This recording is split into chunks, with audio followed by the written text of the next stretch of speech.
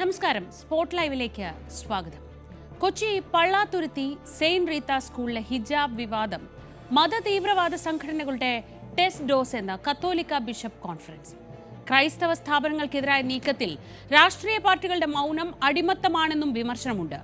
ഹിജാബ് വിവാദത്തിൽ വിദ്യാഭ്യാസ deputy director ഇന്ന് മന്ത്രിക്ക് റിപ്പോർട്ട് നൽകും.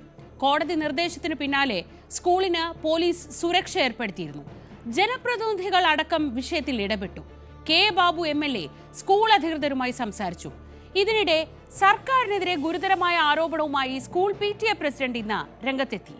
ഹിജാബ് ധരിച്ചെത്തിയ കുട്ടിയെ സ്കൂളിൽ പഠിപ്പിക്കാൻ സർക്കാരിൽ നിന്ന് സമ്മർദ്ദമുണ്ടെന്നാണ് PTA ആരോപണം. എന്നോട് ചോദിച്ച PTA ആയിട്ട് ബന്ധപ്പെട്ട വിഷയം. പക്ഷേ അവരുടെ റെസ്പോൺസ് എന്ന് പറയുന്നത് കുട്ടി അല്ലെങ്കിൽ ഇവർക്ക് സമ്മർദ്ദമുള്ള പോലെയാണ് എനിക്ക് തോന്നിയത്. കാരണം സർക്കാരിൻ്റെ ഭാഗത്തുനിന്ന് വലിയൊരു സമ്മർദ്ദം ഉണ്ടെന്നുള്ളതാണ്. അതുപോലെ തന്നെ DEO ഓഫീസിൽ നിന്ന് എറണാകുളത്തുനിന്ന് അവർ പെട്ടെന്ന് തന്നെ ഈ പറയുന്ന കുട്ടിയെ ഹിജാബ് ധരിച്ച് കയറ്റാനുള്ള എന്താ പറയുക എഴുതി കൊടുക്കണമെന്നുള്ള രീതിയിൽ 2 ഉദ്യോഗസ്ഥർ പറഞ്ഞു. ഒരു സുമേഷ് എന്ന് പറഞ്ഞു. അവർ കൂടുതൽ സമ്മർദ്ദത്തിലാക്കുന്നതിന് വേണ്ടിയിട്ട് വന്നതാണ്. തീർച്ചയായിട്ടും ഞങ്ങളത് പറഞ്ഞു. ഞങ്ങളിവിടെ കൂടിയാലോചിക്കേണ്ട ഒന്നും ചെയ്യാൻ പറ്റത്തില്ല.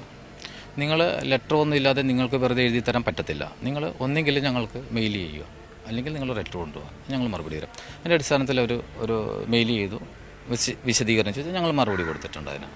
പിന്നെ ഇപ്പം ഞങ്ങൾ ചോദിച്ചപ്പോൾ ഒരു കാര്യം പറഞ്ഞതെന്ന് വെച്ചാൽ മുഖ്യമന്ത്രിയുടെ ഓഫീസിൽ നിന്ന് ഇവർക്ക് വിളിച്ച് സമ്മർദ്ദം ഉണ്ടെന്നുള്ള രീതിയിലാണ് അവർ പറഞ്ഞത്. അപ്പോൾ മുഖ്യമന്ത്രിയുടെ ഓഫീസിൽ നിന്ന് ഇത്ര പെട്ടെന്നൊരു സമ്മർദ്ദം ഉണ്ടാകുക എന്ന് പറയുന്നത് അത് ഞങ്ങൾക്ക് മനസ്സിലാകാത്ത ഒരു കാര്യമാണ്.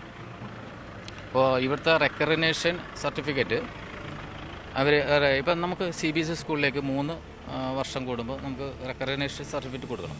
അപ്പോൾ അതിൻ്റെ അതോറിറ്റി എന്ന് പറഞ്ഞാൽ ഈ നമ്മുടെ DEO ആണ്. അപ്പോൾ DEO ഈ പറയുന്ന കാര്യങ്ങൾ നമ്മളോട് പറഞ്ഞിരിക്കുന്നത് ഈ റെക്കഗ്നേഷൻ സർട്ടിഫിക്കറ്റ് ഒരു തടഞ്ഞു വയ്ക്കും എന്നുള്ള രീതിയിലാണ് ഒരു ഷാഹിന എന്ന് പറയുന്ന ആ ഒരു ഓഫീസർ പറഞ്ഞത്. ക്രൈസ്തവ സ്ഥാപനങ്ങളെ ലക്ഷ്യം വെച്ചുള്ള തീവ്രവാദ അജണ്ടകളാണ് സ്കൂളിനെതിരായ ഭീഷണിക്ക് പിന്നിലെന്ന് Kerala region Latin Catholic council പ്രതികരിച്ചു. ചില പ്രത്യേക ഗ്രൂപ്പുകളുടെ ഭാഗത്തു നിന്നും ഇത്തരം സ്ഥാപനങ്ങൾ സുഗമമായി നടത്തിക്കൊണ്ടുപോകാൻ സാധിക്കാത്ത വിധത്തിൽ ചില പ്രശ്നങ്ങൾ സൃഷ്ടിക്കപ്പെടുന്നതായിട്ട് റിപ്പോർട്ടുകൾ വരുന്നുണ്ട്. അത് പലയിടങ്ങളിൽ പലതാവാം. ഇപ്പൊ ഇവിടെ SDPI ആണെന്ന് പറയുന്നു.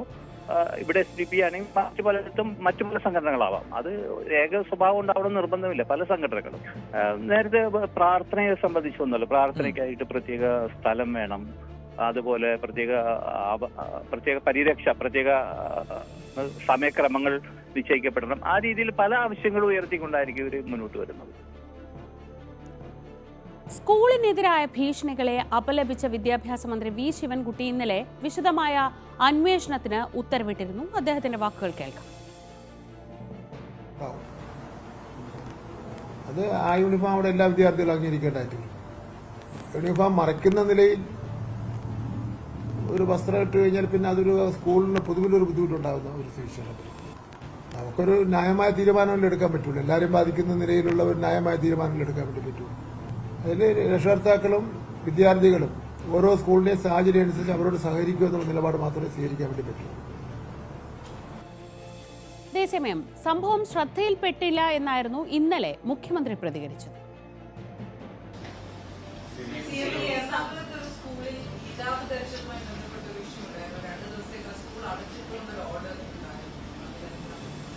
എന്റെ അടുത്ത് ആ പ്രശ്നമില്ല. ഇപ്പൊ അത് നോക്കണം എന്താണെന്ന്. ഇപ്പോൾ എറണാകുളം DCC പ്രസിഡന്റ് മുഹമ്മദ് ഷിയാസ് ഈ വിഷയത്തിൽ പ്രതികരിക്കുകയാണ്. അദ്ദേഹത്തിന്റെ വാക്കുകൾ കേൾക്കാം. അല്ലെങ്കിൽ ഈ പ്രദേശത്തൊക്കെ ആളുകൾ തമ്മിൽ ഒരു അസഹിഷ്ണുതയാണെന്ന് വരുത്തി തീർക്കാനുള്ള ഒരു ശ്രമം ആരുടെയെങ്കിലും ഭാഗത്തു നിന്നുണ്ടെങ്കിൽ അത് മുളയിലേ ഞങ്ങൾ നുള്ളിക്കളയും. ഒരു സംശയവും വേണ്ട.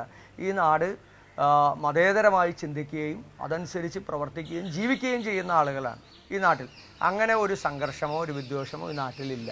അതുണ്ടാക്കാനുള്ള ബോധപൂർവമായ ശ്രമം ആരെങ്കിലും നടത്തുന്നുണ്ടെങ്കിൽ അത് ഈ നാട്ടിൽ നടപ്പിലാകാനും പോകുന്നില്ല. അത് പറയുന്നതിനാണ് ഞങ്ങളെല്ലാവരും കൂടി ഇവിടെ വന്നത്. അത് തീർച്ചയായും വരും സമയങ്ങളിൽ സിസ്റ്റർമാരുമായി സംസാരിക്കും. അവരുടെ മാതാപിതാക്കൾ അവരെ കണ്ട് സംസാരിക്കും. അതിനകത്തൊരു പ്രശ്നമില്ല. സ്കൂൾ ഇപ്പോൾ നാളെ തുറന്നാൽ അവരുടെ കുട്ടികൾ നാളെ മുതൽ ഇവിടെ പഠിക്കാൻ വരും. 2 കുട്ടികൾ പഠിക്കുന്നുണ്ട്. അനസിൻ്റെ മോനും പഠിക്കുന്നുണ്ട്, ഈ മോളും പഠിക്കുന്നുണ്ട് 8ാം ക്ലാസ്സിൽ. 2 കുട്ടികളും ഇവിടെ പഠിക്കുന്നുണ്ട്. അവരെ മക്കളെല്ലാവരും പഠിച്ചത് ഈ പറയുന്ന ക്രൈസ്തവ സ്ഥാപനങ്ങൾ, ആ സ്ഥാപനങ്ങളിലാണ് എല്ലാം പഠിച്ചത്, മക്കൾ പഠിച്ചത്. അപ്പൊ കുട്ടിക്ക് ഇവിടെ തന്നെ തുടർന്ന് പഠിക്കാന്നുള്ള ഇവിടെ തന്നെ തുടർന്ന് പഠിക്കും. കിട്ടിയിട്ടുണ്ട്. ഇവിടെ ഇതോടെ പ്രശ്നത്തിന് പരിഹാരമുണ്ട്. അല്ല, നിങ്ങളൊക്കെ ഇവിടെ വന്നിരുന്നു അല്ലേ? നോക്കിക്കല്ലോ. അല്ല, UDF ജില്ലാ ചെയർമാനും കെ ബാബു MLA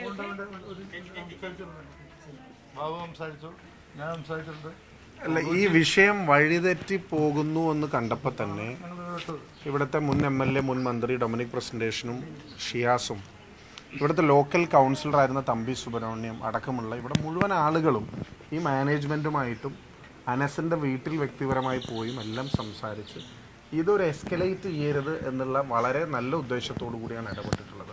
നമുക്ക് അങ്ങനെ ഒരു സംസ്കാരം നമ്മുടെ നാട്ടിൽ വരുന്നത് ശരിയല്ല എന്നുള്ളതാണ്. എന്നാൽ ഒരു വിഷയമുണ്ടാകുമ്പോൾ അതിൻ്റെ എക്സ്ട്രീം തലത്തിലേക്ക് കൊണ്ടുപോകണം എന്നുള്ള ആഗ്രഹിക്കുന്ന ആളുകൾ അവർ ചിലപ്പോൾ നിരാശപ്പെടേണ്ടി വരും. അതുമാത്രമാണ് ഇതിൻ്റെ ഔട്ട്കം എന്ന് പറയുന്നത്. ഞങ്ങൾ വളരെ പോസിറ്റീവായിട്ടാണ് ഇതിൽ ഇടപെട്ടിട്ടുള്ളത്. അത് ഞാൻ പറഞ്ഞതുപോലെ അനസും വളരെ പോസിറ്റീവായിട്ട്, അവരുടെ കുടുംബം പോസിറ്റീവായിട്ടാണ് ഇടപെട്ടിട്ടുള്ളത്. അപ്പോൾ ഞങ്ങൾ വിചാരിക്കുന്നത് ഈ പ്രശ്നം ഇവിടെ പരിഹരിക്കപ്പെടും എന്നുള്ളത്. ഇവിടുത്തെ സിസ്റ്റേഴ്സായിട്ട് കൺവേ ചെയ്തിട്ടുണ്ട്. പക്ഷേ ഇതിൻ്റെ പ്രധാനപ്പെട്ട പ്രിൻസിപ്പൾ അടക്കമുള്ള സിസ്റ്റേഴ്സ് ഇവിടെ ഇല്ല. അവരൊരു ഒഫീഷ്യൽ ഡിസ്കഷനിൽ ഇരിക്കുകയാണ്. അവരെ ഫോണിലും ബന്ധപ്പെടാൻ കഴിഞ്ഞിട്ടില്ല. പക്ഷേ ഈ വിഷയം അവരുമായിട്ട് ഇവർ കമ്മ്യൂണിക്കേറ്റ് ചെയ്യും. പിന്നെ ഇല്ല. യൂത്ത് കോൺഗ്രസ് നിങ്ങൾക്ക് ഇത്രയും ദിവസം പ്രശ്നം സംസ്ഥാന പ്രസിഡന്റ് വന്നില്ല എന്നുള്ളതായിരുന്നു. ഇപ്പൊ യൂത്ത് കോൺഗ്രസിന്റെ സംസ്ഥാന ശരി, ഈ ഹിജാബ് വിഷയത്തിൽ ഏതെങ്കിലും തരത്തിലുള്ള ഒരു പ്രശ്നം മറ്റൊരു തലത്തിലേക്ക് വഴിമാറുന്നു എന്നൊരു ഒരു സാഹചര്യം വന്നതോടെ ഈ വിഷയത്തിൽ ഇടപെടുകയാണെന്നാണ് ഇപ്പോൾ അവിടെ എത്തിയ DCC പ്രസിഡന്റും MP-യും അടക്കമുള്ളവർ പറയുന്നത്. സ്കൂളിലെത്തി നേരിട്ട് ഈ സ്കൂൾ അധികൃതരുമായി സംസാരിച്ചു. ഒപ്പം ഈ കുട്ടിയുടെ മാതാപിതാക്കളുമായും ഈ വിഷയം സംസാരിച്ചിട്ടുണ്ട്. ഇനി ഈ പ്രശ്നത്തിൽ ഒരു വഷളാവുന്ന ഒരു സാഹചര്യം ഇല്ലാതെ നോക്കും എന്നതാണിപ്പോൾ അവിടെ എത്തിയ ജനപ്രതിനിധികളടക്കമുള്ളവർ പറയുന്നത്. ആജ്ഞ രവീന്ദ്രനും സാരംഗ് സുധാകരനും വിശദാംശങ്ങളുമായി ചേരുന്നുണ്ട്.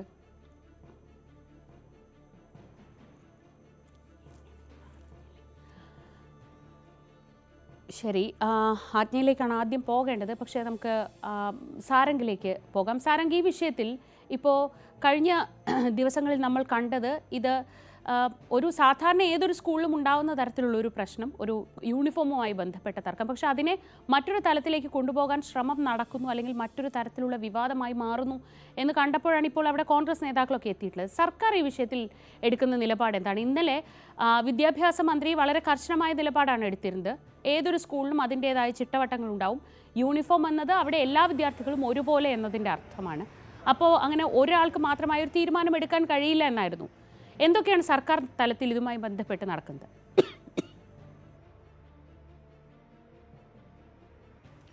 ഇതിൽ സർക്കാർ എടുത്തൊരു നിലപാട് എന്ന് വളരെ സൂക്ഷ്മമായി നിരീക്ഷിച്ചുകൊണ്ടാണ് സർക്കാർ ഇതിൽ നിലപാട് അറിയിക്കുന്നത്. അതായത് മുഖ്യമന്ത്രി ഈ കാര്യത്തിൽ ഒരു മറുപടിക്ക് തയ്യാറായിരുന്നില്ല. കഴിഞ്ഞ ദിവസം പത്രസമ്മേളനത്തിലടക്കം ഈ ഒരു വിഷയം മാധ്യമപ്രവർത്തകർ ഉന്നയിച്ച സമയത്ത് ഇത്തരത്തിലൊരു പ്രതികരണത്തിന് മുഖ്യമന്ത്രി തയ്യാറായിരുന്നില്ല. പക്ഷേ വിദ്യാഭ്യാസ മന്ത്രിയുടെ ഭാഗത്തു നിന്നും ഉണ്ടായത്, അതായത് ഈ ഒരു സ്കൂൾ മാനേജ്മെന്റിന്റെ നിയമങ്ങൾ പാലിക്കണം, അതായത് ഓരോ സ്കൂളിനും അതിന്റേതായ ഇത്തരത്തിലുള്ള നിയമാവലികൾ ഉണ്ടാവും, അത് പാലിച്ചുകൊണ്ട് തന്നെ ഒരു കുട്ടിക്ക് വേണ്ടി മാത്രം ആ ഒരു നിയമത്തിൽ മാറ്റം ഉണ്ടാക്കാൻ പറ്റില്ല എന്ന തരത്തിലായിരുന്നു ശിവൻകുട്ടിയുടെ പ്രതികരണം. മാത്രമല്ല ഇതിൽ ഈ ഒരു എറണാകുളം ജില്ലാ വിദ്യാഭ്യാസ വകുപ്പ് ഇതിൽ അന്വേഷണം നടത്തും.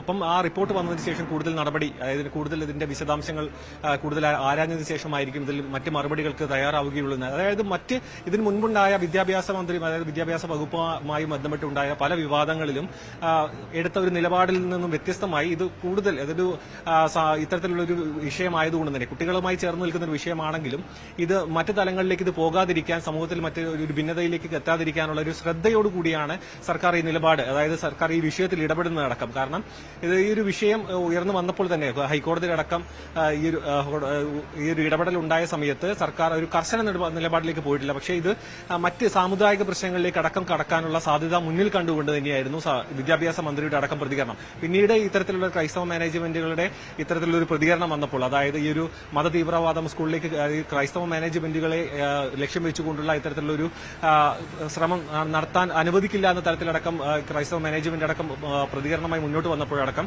മന്ത്രിയുടെ പ്രതികരണം അത്തരത്തിൽ അതുമായി ബന്ധപ്പെട്ട പ്രതികരണം ലഭ്യമായിട്ടില്ല.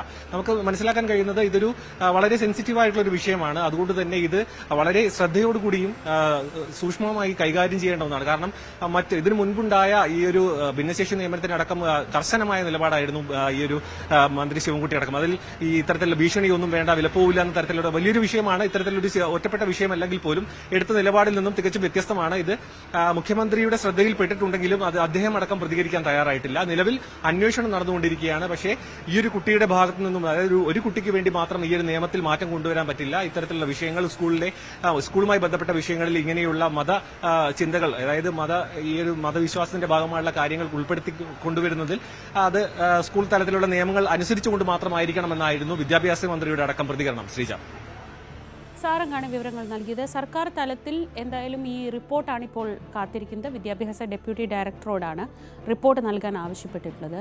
പക്ഷേ ഇതിൻ്റെ തലം മാറുന്നത് ഇന്നിപ്പോൾ ക്രൈസ്തവ സംഘടനകളുടെ ഭാഗത്തു നിന്നുണ്ടാവുന്ന പ്രതികരണം, CBCI അടക്കം ഈ വിഷയത്തിൽ കർശനമായ നിലപാടെടുത്തു. അത് ക്രൈസ്തവ സ്ഥാപനങ്ങൾക്ക് നേരെ തീവ്രവാദ അജണ്ടകൾ ഉണ്ടായാൽ അത് അംഗീകരിക്കാനാവില്ല എന്ന തരത്തിലൊക്കെ ഒരു നിലപാട് വന്നപ്പോഴാണ് ഇതിനൊരു വർഗീയ ചുവ പോലും വന്നത്. ഒരു സ്കൂളിലെ ഒറ്റപ്പെട്ട സംഭവം എന്നതിൽ നിന്ന് മാറി അതൊരു ആസൂത്രിതമായ നീക്കം എന്ന നിലയ്ക്കാണ് ഈ ക്രൈസ്തവ സംഘടനകൾ കാണുന്നത്. എന്നിടത്താണ് ഇതിലൊരു ആംഗിൾ മാറിപ്പോകുന്നത്. അത് വലിയ രീതിയിൽ ആശങ്കയുണ്ടാക്കുന്നതാണ്. അതുകൊണ്ട് തന്നെയാണ് രാഷ്ട്രീയ സംഘടനകളുടെ ഭാഗത്തു നിന്ന് ഇങ്ങനൊരു ഇടപെടലൊക്കെ ഉണ്ടാവുന്നത്.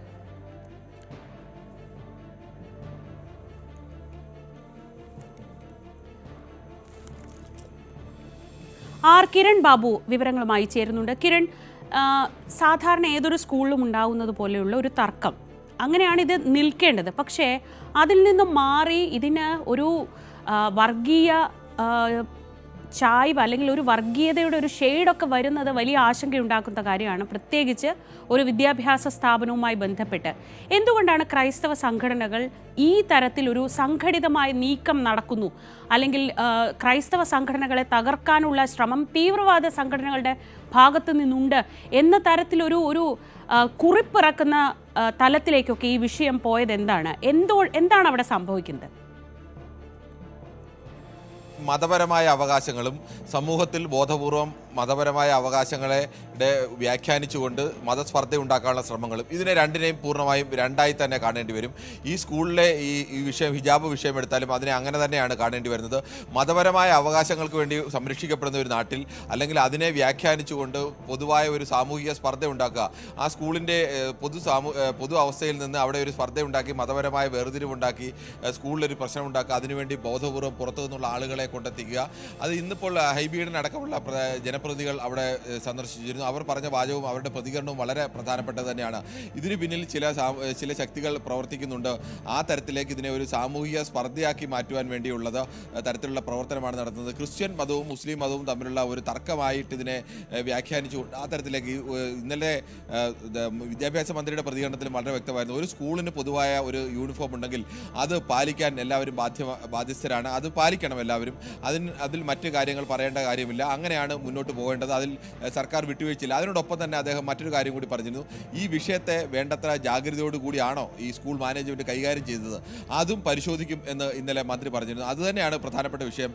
ഒരു ഭാഗത്ത് വൈകാരികത ഉണ്ടാക്കാൻ വേണ്ടിയുള്ള, വൈകാരികമായി ഒരു മതപരമായ പ്രശ്നമാക്കി മാറ്റാൻ വേണ്ടി SDP അടക്കമുള്ള സംഘടനയുടെ എന്ന് പറയപ്പെടുന്നു, അവരുടെ നേതാക്കളാണ് എന്ന് അവിടെ എത്തിയതെന്നാണ് ഇതുവരെ ലഭ്യമായ വിവരങ്ങൾ. SDP ഔദ്യോഗികമായി അത് പറഞ്ഞിട്ടില്ല എങ്കിൽ പോലും ആ SDP-ക്കാർ ആ തരത്തിലേക്ക് ബോധപൂർവമായ ഒരു ശ്രമം നടത്തുന്നു.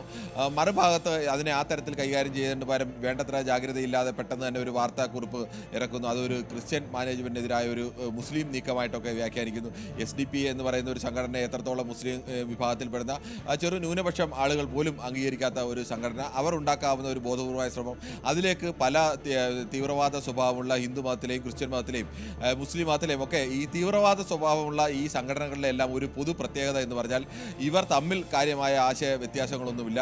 അത്തരം ചില അവർക്ക് ചില മതപരമായ വിഷയങ്ങൾ യോജിപ്പൊട്ടുതാനും ഇത്തരം ശക്തികളാണോ ഇവിടെ ഈ തരത്തിലേക്ക് പ്രവർത്തനം ഉണ്ടാക്കി അതിനെ ഒരു വലിയ വിവാദമാക്കി മാറ്റി സ്കൂൾ അന്തരീക്ഷത്തെയും കേരളത്തിൻ്റെ സാമൂഹ്യ അന്തരീക്ഷത്തെയും ഒക്കെ നശിപ്പിക്കാൻ ബോധപൂർവം ശ്രമിക്കുന്നത് എന്നുള്ള സംശയമാണ് അവിടെ സ്ഥലം സന്ദർശിച്ച MP ഹൈബി ഈഡനായാലും ഇന്നലെ ഈ വിഷയത്തിൽ പ്രതികരിച്ച വിദ്യാഭ്യാസ മന്ത്രി ശിവൻകുട്ടിയായാലും നടത്തുന്നത്.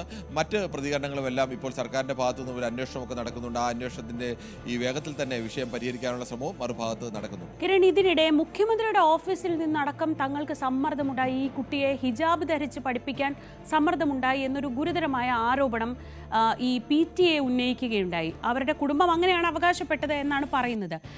ഇന്നലെ മുഖ്യമന്ത്രിയോട് ഈ വിഷയം ചർച്ചയിൽ ഇന്നലത്തെ വാർത്താ സമ്മേളനത്തിനിടെ ശ്രദ്ധയിൽപ്പെടുത്തിയപ്പോൾ അദ്ദേഹം പറഞ്ഞത് തൻ്റെ മുന്നിൽ ഈ വിഷയം ഇല്ല എന്നാണ് പറയുന്നത്. അപ്പോൾ ആ തരത്തിൽ സമ്മർദ്ദമുണ്ട് എന്നൊരു വാദം സ്കൂൾ പറയുന്നത് എന്തുകൊണ്ടാണ്? ശ്രീജ, ഈ പറയുന്ന ആളുകളൊന്നും യഥാർത്ഥത്തിൽ ആ സ്കൂളിൻ്റെ ഔദ്യോഗികമായ പ്രിൻസിപ്പലോ മാനേജറോ അല്ല ഈ പറയുന്നത്. ഇതിൻ്റെ ഇടയ്ക്ക് നേരത്തെ നമ്മൾ പറഞ്ഞതുപോലെ പലരും ഈ വിഷയത്തെ കൈകാര്യം ചെയ്യുന്നത് അതീവ ഒരു ഉത്തരവാദിത്തപ്പെട്ട ഒരു വിദ്യാഭ്യാസ സ്ഥാപനമാണ്. ആ വിദ്യാഭ്യാസ സ്ഥാപനത്തിൻ്റെമായി ബന്ധപ്പെട്ട വിഷയം മതപരമായി സ്പർദ്ധ ഉണ്ടാവാൻ സാധ്യതയുള്ളൊരു വിഷയം. അങ്ങനെയുള്ള വിഷയങ്ങളെ കൈകാര്യം ചെയ്യുമ്പോൾ അത് ആരായാലും അവർ കുറേ കൂടി ജാഗ്രത പാലിക്കേണ്ടതാണ്. പക്ഷേ അവരുടെ പ്രതികരണത്തിൽ നിന്നും ഒന്നും ആ തരത്തിലേക്കുള്ള ജാഗ്രത ഉണ്ടോ? ഒരു ഭാഗത്ത് നിന്ന് ഇതിനെ ഒരു മതപരമായ ഇഷ്യൂ ആക്കാൻ വേണ്ടി ബോധപൂർവം പുറത്ത് ആളുകളെ നിർത്തിയിട്ട് ഈ കുട്ടിയെ അകത്തേക്ക് വിടുന്നു. അതിനുശേഷം അത് യൂട്യൂബറെ ഉപയോഗിച്ചുകൊണ്ട് അത് ഷൂട്ട് ചെയ്യുന്നു.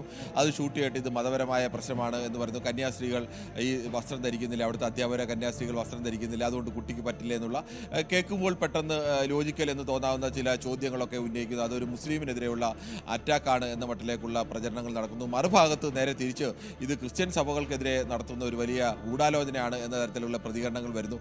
ഈ ഇത്തരം പ്രതികരണങ്ങളിലെല്ലാം സ്വഭാവം വരുമ്പോൾ സമൂഹത്തിൽ അവർ പാലിക്കേണ്ട മിനിമം ജാഗ്രതകളുണ്ട്. ഉത്തരവാദിത്തപ്പെട്ട സ്ഥാനത്തിരിക്കുന്നവർ ആ ജാഗ്രതയ്ക്കപ്പുറം വൈകാര്യമായി സമീപിക്കുന്നു, അല്ലെങ്കിൽ ബോധപൂർവം ഒരുത്തർ പ്രശ്നമുണ്ടാക്കാൻ ശ്രമിക്കുമ്പോൾ, ഒരു വർഗീയത ആളിക്കത്തിക്കാൻ ശ്രമിക്കുമ്പോൾ അതിന് അനുഗുണമായ രീതിയിലേക്ക് അതിനെ ഇല്ലാതെയാക്കുന്നതിന് പകരം അതിനെ സഹായിക്കുന്ന രീതിയിലേക്കുള്ള പ്രതികരണങ്ങൾ മറുഭാഗത്തുനിന്നുണ്ടായി. ഇത് തന്നെയാണ് ഇന്നലെ ശിവൻകുട്ടി പറഞ്ഞത്, വിദ്യാഭ്യാസ മന്ത്രി തന്നെ പറഞ്ഞത് അത് തന്നെയാണ്. ആ ജാഗ്രത പാലിച്ചിട്ടുണ്ടോ എന്നുള്ളത് അവിടെയും പരിശോധിക്കപ്പെടേണ്ടതാണ്. സർക്കാരും ഇപ്പോൾ അവിടെ എത്തിയ ജനപ്രതിനിധി ഹൈബിയൻ അടക്കമുള്ളവരെല്ലാം ശ്രമിച്ചുകൊണ്ടിരിക്കുന്നത് ഇതിനെ അവിടെ വെച്ച് തന്നെ പരിഹരിക്കുക എന്നുള്ളതാണ്. ഒരു സ്കൂളിൽ ഒരു കുട്ടിക്ക് ഉണ്ടായ ഒരു വിഷയത്തെ ആ സ്കൂളിൻ്റെ രക്ഷകർത്താവ് അടക്കം നമുക്ക് രക്ഷകർത്താവിൻ്റെ ഔദ്യോഗിക പ്രതികരണം നമുക്ക് ലഭ്യമായിട്ടില്ല.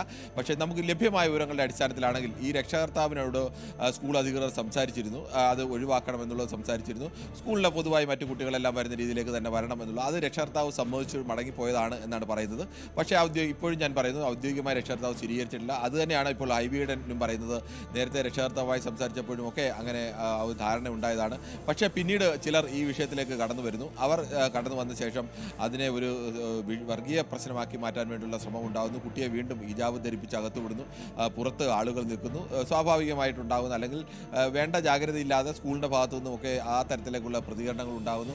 അത് ഒരു വാക്കുതർക്കത്തിലേക്കും അത് പിന്നീട് വീഡിയോ ചിത്രീകരിക്കുന്ന അവസ്ഥയിലേക്കും ഒക്കെ നീങ്ങുന്ന സാഹചര്യം ഉണ്ടാകുന്നു. സ്കൂൾ മാനേജ്മെൻറ്റ് വളരെ പെട്ടെന്ന് തന്നെ ഒരു വാർത്താക്കുറിപ്പൊക്കെ ഇറക്കുന്നു. 2 ദിവസത്തേക്ക് സ്കൂൾ പ്രവർത്തിക്കാൻ കഴിയില്ല, ഭീഷണി വന്നു എന്നൊക്കെയുള്ള മട്ടില്ല. സാധാരണഗതിയിൽ അങ്ങനെ വന്നു കഴിഞ്ഞാൽ പോലീസിൻ്റെ സഹായം തേടാനും അതിനെ മറികടക്കാനും ഒക്കെയുള്ള വഴിയുണ്ട്.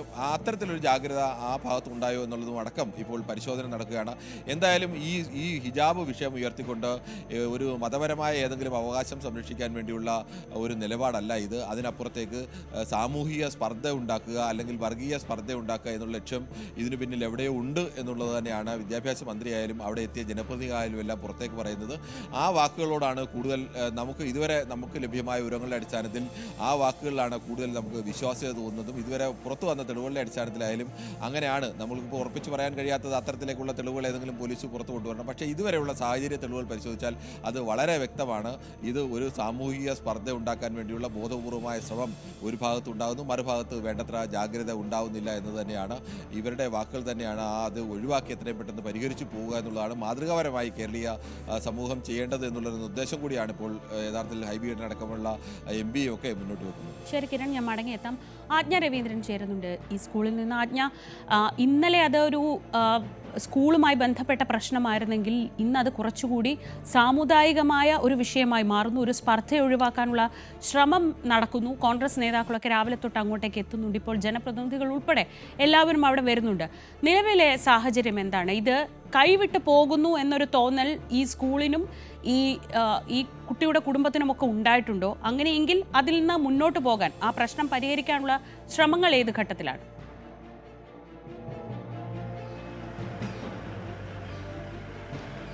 ശ്രീജ, ഇപ്പോൾ നടന്നത് ഒരു കോംപ്രമൈസ് ടോക്കാണ്. കുട്ടിയുടെ പാരൻസും അതുപോലെ തന്നെ ജനപ്രതിനിധികൾ എത്തിയ ശേഷം ആണ് ഇതിൽ ഒരു ജനപ്രതിനിധികളും അടക്കം ഇവിടെ എത്തിയ ശേഷം ഇതിലൊരു ചർച്ച നടക്കുന്നത്. അതിന് ശേഷമാണ് എന്തായാലും ഈ ചർച്ചയ്ക്ക് ശേഷം, അതായത് ഈ സ്കൂളിൻ്റെ അധികൃതർ ചർച്ചയിലുണ്ടായിരുന്നില്ല. അവർ KCBC ഒരു ചർച്ചയുമായി വിളിച്ചിരിക്കുന്ന ഒരു ഡിസ്കഷനുമായി ബന്ധപ്പെട്ട് POCയിലാണ് ഉള്ളത്. അവർ തിരിച്ചെത്തിയിട്ടില്ല, പ്രിൻസിപ്പൾ അടക്കമുള്ള ആളുകൾ തിരിച്ചെത്തിയിട്ടില്ല. ആ ഒരു സാഹചര്യം കൂടി കണക്കിലെടുത്തുകൊണ്ട് തന്നെ ഇനി ഇവരുടെ മാനേജ്മെൻറ്റിൻ്റെ തീരുമാനം എന്താണ് എന്നുള്ള കാര്യം അറിയേണ്ടതുണ്ട്. അങ്ങനെ ഒരു സാഹചര്യത്തിലേക്ക് എത്തുമ്പോഴും ഇവിടെ ജനപ്രതിനിധികൾ സംസാരിച്ച ശേഷം, അതായത് ഹൈബിയിഡിനുണ്ടായിരുന്നു, ഡൊമിനിക് പ്രസന്റേഷൻ ഉണ്ടായിരുന്നു, അതുപോലെ DCC പ്രസിഡന്റ് മുഹമ്മദ് ഷിയാസ്, ഇവരാണ് ചർച്ചയ്ക്ക് നേതൃത്വം നൽകിയത്. കുട്ടിയുടെ പാരൻസിന്റെ ഭാഗത്തു നിന്നും അവരുടെ ഭാഗം കേട്ട ശേഷമാണ് അവർ ഈ വിഷയത്തിൽ ഇടപെട്ടത് എന്നാണ് പറഞ്ഞത്. അതേസമയം വർഗീയ കക്ഷികൾ ഇതുമായി ബന്ധപ്പെട്ട് ഇത്തരം ക്രിസ്ത്യൻ ഇസ്ലാം പ്രശ്നങ്ങളെ അത്തരത്തിലുള്ള ഒരു വർഗീയ ധ്രുവീകരണം ഉണ്ടാക്കാനുള്ള ശ്രമങ്ങൾ നടത്തുന്നുണ്ട്. അതിലേക്ക് അത്തരം വർഗീയ ശക്തികൾ സ്കൂളുകളിലേക്കും ക്രിസ്ത്യൻ മാനേജ്മെന്റിലേക്കും ഒക്കെ നുഴഞ്ഞു കയറി ഇത്തരം പ്രശ്നങ്ങൾ ഉണ്ടാക്കാനുള്ള ശ്രമങ്ങൾ നടക്കുന്നുണ്ട് തുടങ്ങിയ ആരോപണങ്ങളൊക്കെ വളരെ ശക്തമാണ്. ഇപ്പോൾ ഹൈബിയുടെ MP പറഞ്ഞത് അത് തന്നെയാണ്.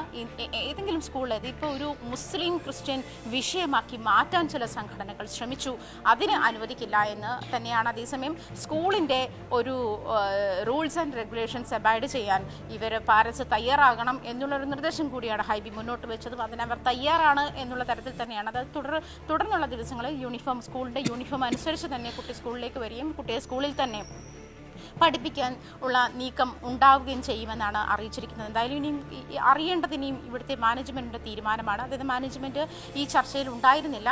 മാനേജ്മെൻറ്റ് അതായത് സ്കൂളിൽ വെച്ചാണ് ചർച്ച നടന്നിരുന്നെങ്കിലും മാനേജ്മെൻറ്റ് പ്രതിനിധികൾ ഇപ്പോൾ KCBCയിൽ മറ്റൊരു ചർച്ചയുമായി ബന്ധപ്പെട്ട് പോയിരിക്കുന്നത്.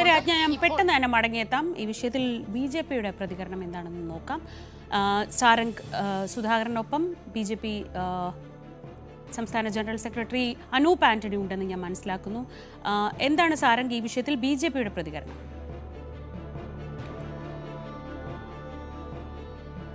ശ്രീജ, ഇപ്പോൾ അനൂപ് ആന്റണി നമ്മുടെ കൂടെ ഉണ്ട്. ഇപ്പോൾ ഇന്നലെ വളരെ ചെറിയൊരു വിഷയമായി തുടങ്ങിയൊരു ഇതാണ്, ഇപ്പോൾ അത് വർഗീയ തലത്തിലേക്കും മറ്റും കാര്യങ്ങൾ എത്തുന്നു. അപ്പോൾ ഇതിലെങ്ങനെയാണ് BJPയുടെ ഒരു പ്രതികരണം? അല്ല, ഇത് വർഗീയ തലത്തിലേക്ക് മാറ്റിയത് ആരാണ്? പോപ്പുലർ ഫ്രണ്ടും SDPയും ചേർന്നല്ലേ ഇത് വർഗീയ തലത്തിലേക്ക് മാറ്റിയത്. ശരിയാണ്, ബാൻ ചെയ്തിട്ടുള്ള പോപ്പുലർ ഫ്രണ്ട് ഇപ്പോൾ SDPയുടെ പേരിൽ ഈ സ്കൂളിലെ ഒരു ചെറിയ വിഷയം അതിനെ വർഗീയവൽക്കരിച്ച് അതിനെ സംസ്ഥാന തലത്തിൽ ഒരു വലിയ വിഷയമാക്കിയത് അവരല്ലേ. അത് മാത്രവുമല്ല, ഈ SDPയെ പോലൊരു സംഘടനയ്ക്ക് കൊട പിടിച്ചു കൊടുക്കുന്നത് കേരളത്തിൽ ആരാണ്? കോൺഗ്രസും ഇടതുപക്ഷവുമല്ലേ. എന്തുകൊണ്ടാണ് SDPയെ ഇങ്ങനെ തഴച്ചു വളരുന്നതും SDPയെ ഇതുപോലെ ഓരോരോ വിഷയങ്ങൾ വർഗീയവൽക്കരിക്കുമ്പോൾ അവർക്കതിനുള്ള കരുത്ത് എവിടുന്നാണ് കിട്ടുന്നത്? അതിവിടെ സംസ്ഥാനം ഭരിക്കുന്ന പിണറായി വിജയൻ സർക്കാരും SDPയ്ക്ക് കൊടപിടിച്ചു കൊടുക്കുന്ന കോൺഗ്രസും വഴിയാണ് കിട്ടുന്നത്. അതുകൊണ്ട് ഇത് വർഗീയവൽക്കരിച്ചിട്ടുണ്ടെങ്കിൽ അത് മറ്റാരുമല്ല, SDPയും അവർക്ക് കൊടപിടിച്ചു കൊടുക്കുന്ന പിണറായി സർക്കാരും കോൺഗ്രസുമാണ്. നമുക്കറിയാം, ഒരു സാധാരണ ഒരു സ്കൂളിലെ ഒരു വിഷയമാണിത്. എല്ലാ സ്കൂളിനെയും ബാധിക്കുന്ന പോലെ തന്നെ ഓരോ സ്കൂളിനും അതിൻ്റെതായ നിയമങ്ങളും കാര്യങ്ങളുമുണ്ട്. പ്രൈവറ്റ് മാനേജ്മെന്റ് സ്കൂളാണ്, അവർക്ക് ഇഷ്ടമുള്ളത് അവർ ചെയ്യും. നിങ്ങൾക്ക് ആ കുട്ടിയെ അവിടെ പഠിപ്പിക്കാൻ താല്പര്യമില്ലെങ്കിൽ മറ്റു സ്കൂളിലേക്ക് കൊണ്ടുപോയിക്കോളൂ, ആരൊന്നും പറയുന്നില്ലല്ലോ. പക്ഷെ ഇതിനെ വർഗീയവൽക്കരിച്ച് സ്കൂളിലേക്ക് സമരം നടത്തുക, മാർച്ച് നടത്തുക, എന്നിട്ട് ഇതിനെ ഒരു വർഗീയ കളർ കൊടുക്കുക, ഇത് ചെയ്യുന്നത് പോപ്പുലർ ഫ്രണ്ടും SDPയും ആണെങ്കിൽ അതിന് ഒരു അവസരം ഉണ്ടാക്കി കൊടുക്കുന്നത് ഇവിടുത്തെ പിണറായി വിജയൻ സർക്കാരും കോൺഗ്രസുമാണ്. സർക്കാരിന്റെ ഇടപെടൽ സുതാര്യമായിട്ട് തോന്നുന്നില്ല, അങ്ങനെ ഒരു നിലപാടുണ്ട്. അല്ല, സുതാര്യമായിരുന്നെങ്കിൽ ഈ സ്കൂളിന്റെ അനുമതിയുമായി ബന്ധപ്പെട്ട വിഷയം നിലനിൽക്കുന്നു. ഈ അനുമതിയുമായി ബന്ധപ്പെട്ട വിഷയത്തിൽ മന്ത്രി ശിവൻകുട്ടി അടക്കമുള്ളവർ ഇടപെട്ടുകൊണ്ട് ഇതിന്റെ അനുമതിയുമായി ബന്ധപ്പെട്ടത് തടഞ്ഞു വെച്ചിരിക്കുന്നു എന്ന് ഞങ്ങൾക്ക് ഇൻഫർമേഷൻ ഉണ്ട്. എന്തുകൊണ്ടാണ് സർക്കാർ ഇങ്ങനെ ചെയ്യുന്നത്? അത് SDPയുടെ മുമ്പിൽ മുട്ടിലിഴഞ്ഞ് നടക്കുന്ന ഒരു ഗവൺമെന്റ് ആയതുകൊണ്ട് തന്നെയാണ് ഇത് ചെയ്തിരിക്കുന്നത്, യാതൊരു സംശയമില്ല.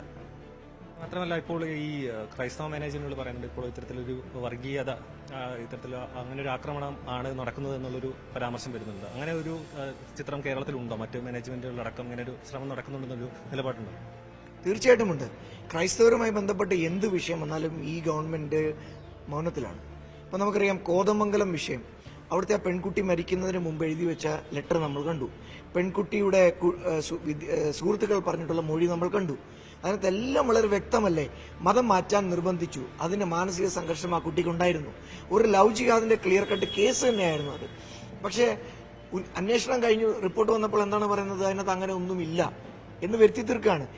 ആർക്ക് വേണ്ടിയിട്ടാണ് പിണറായി വിജയൻ സർക്കാർ ഇത് വരുത്തി തീർക്കുന്നത്? ക്രൈസ്തവരുമായി ബന്ധപ്പെട്ട വിഷയങ്ങൾ എന്ത് വന്നു കഴിഞ്ഞാലും അതിനെ ഇവിടുത്തെ ഒരു എന്താ പറയുന്നത് ഇസ്ലാമിസ്റ്റുകളായിട്ടുള്ള ചില വർഗീയ ശക്തികൾക്ക് വേണ്ടി മാത്രം പിണറായി വിജയനും അവരുടെ സർക്കാരും ചെയ്യുന്നു എന്നുള്ളത് പല സംഭവങ്ങൾ വഴി വ്യക്തമാണ്. ഓരോ സംഭവങ്ങളിലും നമുക്കത് വ്യക്തമായിട്ട് കാണാൻ സാധിക്കും. ഇപ്പോൾ ഏറ്റവും ഒടുവിലത്തെ ഈ വിഷയവും അതുകൊണ്ട് തന്നെയും പിണറായി വിജയൻ സർക്കാർ SDPയുടെ മുമ്പിൽ മുട്ടിലെഴിയുന്നത് കൊണ്ട് തന്നെയാണ് ക്രൈസ്തവർക്കെതിരെ, ക്രൈസ്തവ ഇൻസ്റ്റിറ്റ്യൂഷൻസിനെതിരെ, ക്രൈസ്തവ സഭയ്ക്കെതിരെ എന്ത് വിഷയം വന്നാലും അതിൽ ക്രൈസ്തവർക്കെതിരെ നിന്നുകൊണ്ട് SDPIക്ക് കുടപിടിച്ചു കൊടുക്കുന്ന ഒരു നിലപാട്. എന്തുകൊണ്ടാണ് മുനമ്പത്തെ സമരത്തിൽ പിണറായി വിജയൻ ക്രൈസ്തവർക്കെതിരായിട്ട് നിന്നത്? അതും ഈ കാരണം കൊണ്ടല്ലേ.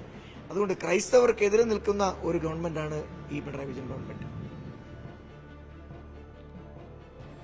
അത്തരത്തിലാണ് ശ്രീജ, ഇതിലൊരു ഒറ്റപ്പെട്ട സംഭവം എന്ന തരത്തിലല്ല കാര്യങ്ങൾ BJP നേതൃത്വം അടക്കം നോക്കി കാണുന്നത്. മറ്റ് പല സംഭവ വികാസങ്ങളുമായി കൂട്ടിക്കെട്ടി നോക്കുമ്പോൾ ഇത്തരത്തിൽ ഒരു വർഗീയ ചുവയുള്ള ഒരു സംഭവ വികാസങ്ങൾ നടക്കുന്നുണ്ട് കേരളത്തിലുടനീളം. അതിന്റെ ഒരു സംഭവമായി മാത്രമാണ് ഇതിനെ കണക്കാക്കേണ്ടതെന്നാണ് ഇപ്പോൾ BJPയുടെ നിലപാടാണ് പറഞ്ഞത്. അത് SDPIക്ക് മുന്നിൽ സർക്കാർ മുട്ടിലിഴയുകയാണ്, അതിന്റെ ഭാഗമാണ് ഈ വിഷയത്തിൽ സർക്കാർ എടുക്കുന്ന നിലപാട് എന്നാണ് BJP പറയുന്നത്. ആജ്ഞ രവീന്ദ്രൻ തുടരുന്നുണ്ട്. ആജ്ഞ, ഇന്നിപ്പോൾ സ്കൂളിൽ വെച്ച് ഏതാണ്ട് ഒരു ഒത്തുതീർപ്പിലേക്ക് എത്തിയെന്നാണോ നമ്മൾ മനസ്സിലാക്കുന്നത്? നേരത്തെ ഹൈബി ഈഡൻ സംസാരിക്കുമ്പോൾ ഈ കുട്ടി യൂണിഫോമിൽ തന്നെ, സ്കൂൾ പറയുന്ന അതേ യൂണിഫോമിൽ പഠിക്കാൻ തയ്യാറാണ് എന്നൊരു തരത്തിലൊരു സമവായത്തിലേക്ക് കാര്യങ്ങൾ എത്തിയിട്ടുണ്ടോ?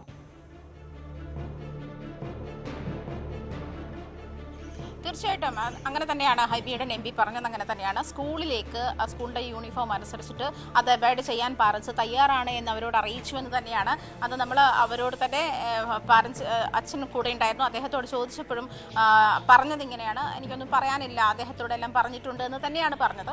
അത് മുഹമ്മദ് ഷിയാസിന്റെ നേതൃത്വത്തിൽ ഇവിടെ നടത്തിയ ചർച്ചയുടെ ഭാഗമായിട്ടാണ് അവർ സ്കൂൾ അനുശാസിക്കുന്ന യൂണിഫോം ധരിച്ച് വരാൻ തയ്യാറാണ് എന്ന് അറിയിച്ചത്. കഴിഞ്ഞ ദിവസം പ്രിൻസിപ്പാളും നമ്മുടെ ലൈവിൽ തന്നെ പറഞ്ഞിരുന്നു, അത് ഇവർ സ്കൂൾ യൂണിഫോം ധരിച്ചെത്തുകയാണെങ്കിൽ ഇവിടുത്തെ മറ്റു പ്രശ്നങ്ങളൊന്നും ഇവിടെ ഇല്ല എന്നുള്ളത് തന്നെയാണ്. പക്ഷെ അതിനിടയിലേക്ക് ഒരു സ്കൂളിൻ്റെ നടത്തിപ്പിനേക്കും അതിനിടയിലേക്ക് മതത്തെ ഇമ്പോസ് ചെയ്യാൻ ശ്രമിച്ച, മതത്തെ തിരികെ കയറ്റാൻ ശ്രമിച്ചതാണ് വലിയ പ്രശ്നമായി മാറിയത് എന്ന് തന്നെയാണ് MP നിരീക്ഷിച്ചതും. അങ്ങനെയാണ് വർഗീയ ശക്തികൾക്ക് അത്തരം ഇടപെടലുകൾക്കുള്ള ഇടം നൽകില്ല. അത് ഇന്ത്യയുടെ മതേതരത്തിന്റെ തത്വത്തെ തന്നെ തകർക്കുന്ന തരത്തിലാണ്. അതിൽ സംശയം വരുന്ന 2-3 കാര്യങ്ങളുണ്ട്. ഒന്ന്, ഇപ്പോൾ നേരത്തെ രാവിലെ ആജ്ഞയോട് സംസാരിക്കുമ്പോഴും നമ്മളോട് സംസാരിക്കുമ്പോഴും ഒക്കെ ഈ PTA പ്രസിഡന്റ് പറയുന്നുണ്ട്, ഈ മുഖ്യമന്ത്രിയുടെ ഓഫീസിൽ നിന്നടക്കം ഈ കുട്ടിയെ ഹിജാബ് ധരിച്ച് പഠിപ്പിക്കാനുള്ള, അല്ലെങ്കിൽ ഹിജാബ് ധരിച്ച് ഈ കുട്ടിയെ സ്കൂളിൽ പ്രവേശിപ്പിക്കാനുള്ള തരത്തിൽ സമ്മർദ്ദമുണ്ടായി എന്ന് പറയുന്നു. ഇപ്പോൾ അനൂപ് ആന്റണി നേരത്തെ സംസാരിക്കുമ്പോൾ പറയുന്നു, ഈ സ്കൂളിൻ്റെ അനുമതിയുമായി ബന്ധപ്പെട്ട ചില കാര്യങ്ങളിൽ സർക്കാർ തടസ്സം നിൽക്കുന്നുണ്ട് എന്ന് പറയുന്നു. ഇതൊക്കെയും കൂട്ടിക്കുഴച്ചാണ് സത്യത്തിൽ ഈ ഇഷ്യൂ ഇത്ര സങ്കീർണമായി മാറ്റിയിട്ടുള്ളത്. ഇതൊക്കെ എന്താണ്? ഇതിൻ്റെ വശങ്ങളിലൂടെ സംഭവിക്കുന്ന കാര്യങ്ങൾ എന്തൊക്കെയാണ്?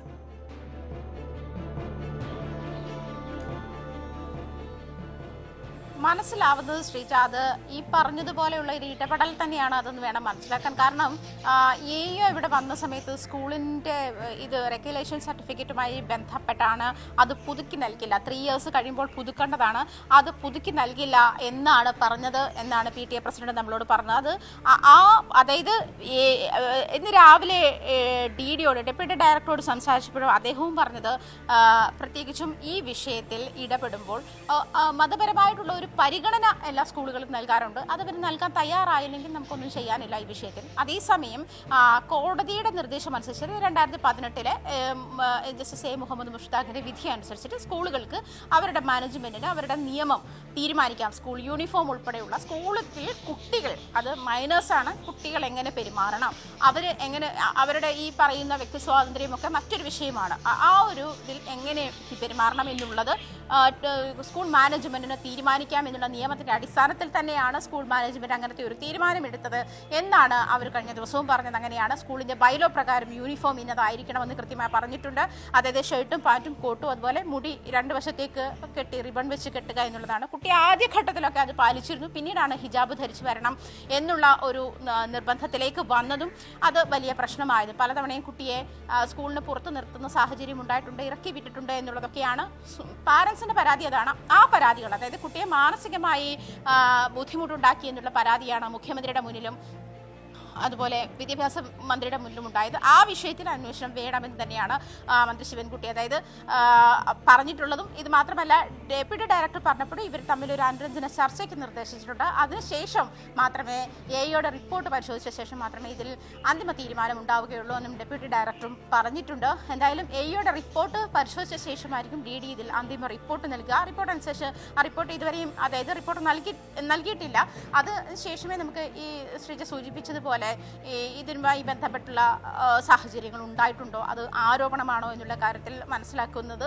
അതേസമയം ഷഹീന എന്ന് പറയുന്ന എയോടൊപ്പം വന്ന സ്റ്റാഫാണ് അങ്ങനെ മോശമായി ബിഹേവ് ചെയ്തെന്നുള്ള തരത്തിലുമാണ് PTA പ്രസിഡന്റ് പറഞ്ഞത്. നേരത്തെ പറഞ്ഞതുപോലെ ഇതൊരു ഇസ്ലാം ക്രിസ്ത്യൻ ഇഷ്യൂ ആയിട്ട് മാറ്റുന്നതിൽ ഉണ്ടാക്കുന്ന ആ ഒരു പങ്ക് ഏത് സംഘടനയായാലും അതിൻ്റെ ഇൻവോൾവ്മെൻറ്റ് വളരെ വലുതാണ് എന്നുള്ളതാണ് ഈ ഒരു 2 ദിവസം കൊണ്ട് നമുക്ക് കാണാൻ കഴിഞ്ഞത്. കാരണം സ്കൂളിന് അടിയന്തരമായി ഹൈക്കോടതി സമീപിക്കേണ്ടി വന്നു. ഹൈക്കോടതി അതിൽ പോലീസ് പ്രൊട്ടക്ഷൻ നൽകാൻ പറയുന്നുണ്ട്. സ്കൂൾ അധികൃതർ തന്നെ പോലീസ് പ്രൊട്ടക്ഷന് വേണ്ടി പ്രൊട്ടക്ഷൻ ആവശ്യപ്പെട്ട് പോലീസ് പ്രൊട്ടക്ഷൻ ഉണ്ടായിരുന്നു. ഇവിടെ നമ്മൾ വരുമ്പോഴൊക്കെ ഉണ്ടായിരുന്നു. ഇന്ന് രാവിലെ മുതലും ഇവിടെ പോലീസിൻ്റെ സംരക്ഷണയിൽ തന്നെയാണ്. അപ്പോൾ സ്കൂളിന് എന്താണ് തീരുമാനങ്ങളുള്ളത്, സ്കൂളിൻ്റെ നിയമം എന്താണ്, അത് അനുശാസിക്കണം, അത് അബൈഡ് ചെയ്യണം എന്ന് തന്നെയാണ് ഈ മുന്നോട്ട് വെക്കുന്ന ഒരു നിർദ്ദേശവും സ്കൂൾ അധികൃതരുടെ ആവശ്യമെന്നാണ്. ഇപ്പോൾ ഉണ്ടായിരുന്ന ചർച്ചയിൽ സ്കൂൾ അധികൃതർ ഉണ്ടായിരുന്നില്ല. പ്രത്യേകിച്ചും പ്രിൻസിപ്പാൾ അടക്കമുള്ള മദർ സുപ്പീരിയർ അടക്കമുള്ള ആളുകൾ KCBCയിൽ ഇതുമായി ബന്ധപ്പെട്ട് തന്നെയുള്ള ഒരു ഡിസ്കഷൻ്റെ ഭാഗമായി പോയിരിക്കുകയാണ്. അവർ തിരിച്ചെത്തിയ ശേഷമായിരിക്കും ഇവർ ജനപ്രതിനിധികൾ നടത്തിയിരുന്ന അല്ലെങ്കിൽ കുട്ടിയുടെ പിതാവുമായി ജനപ്രതിനിധികൾ നടത്തിയ സംസാരത്തിന് ശേഷമാണ്, ഒരു ചർച്ചയ്ക്ക് ശേഷമാണ് നമ്മൾ മാധ്യമങ്ങളെ കണ്ടതും. ജനപ്രതിനിധികൾ നടത്തിയിരുന്നതനുസരിച്ചിട്ട് നമ്മളോട് പറഞ്ഞതനുസരിച്ച് വർഗീയ ശക്തികളുടെ ഇടപെടൽ ഈ വിഷയത്തിൽ ഉണ്ടായി. അതൊരു സ്കൂൾ അന്തരീക്ഷത്തിലേക്ക് അല്ലെങ്കിൽ സ്കൂളിൻ്റെ ഡെക്കോറം തകർക്കാൻ പോകുന്ന തരത്തിലേക്ക് മാറിയപ്പോഴാണ് ഇത് വലിയ വിഷയമായതും വലിയ വാർത്തയായതും. അതിനെ അത്തരം ഇടപെടലുകളെ അനുവദിക്കില്ല എന്ന് തന്നെയാണ് MP പറഞ്ഞതും. അങ്ങനെയാണ്. ഡൊമിനിക് പ്രസിഡന്റ് ഉണ്ടായിരുന്നു, അതുപോലെ DCC പ്രസിഡന്റ് മുഹമ്മദ് ഷിയാസ് ഉണ്ടായിരുന്നു. രാവിലെ MLA ബാബു വന്നുപോയി. അദ്ദേഹവും ജനപ്രതിനിധി എന്നുള്ള നിലയിൽ അദ്ദേഹം ആ സമയത്ത് അതിനോട് പ്രതികരിക്കാനും തയ്യാറായില്ല. വളരെ രാവിലെ അദ്ദേഹത്തെ ഫോണിൽ ബന്ധപ്പെട്ടപ്പോൾ അദ്ദേഹം പ്രതികരിക്കാനില്ല എന്ന് തന്നെയായിരുന്നു പറഞ്ഞിരുന്നത്.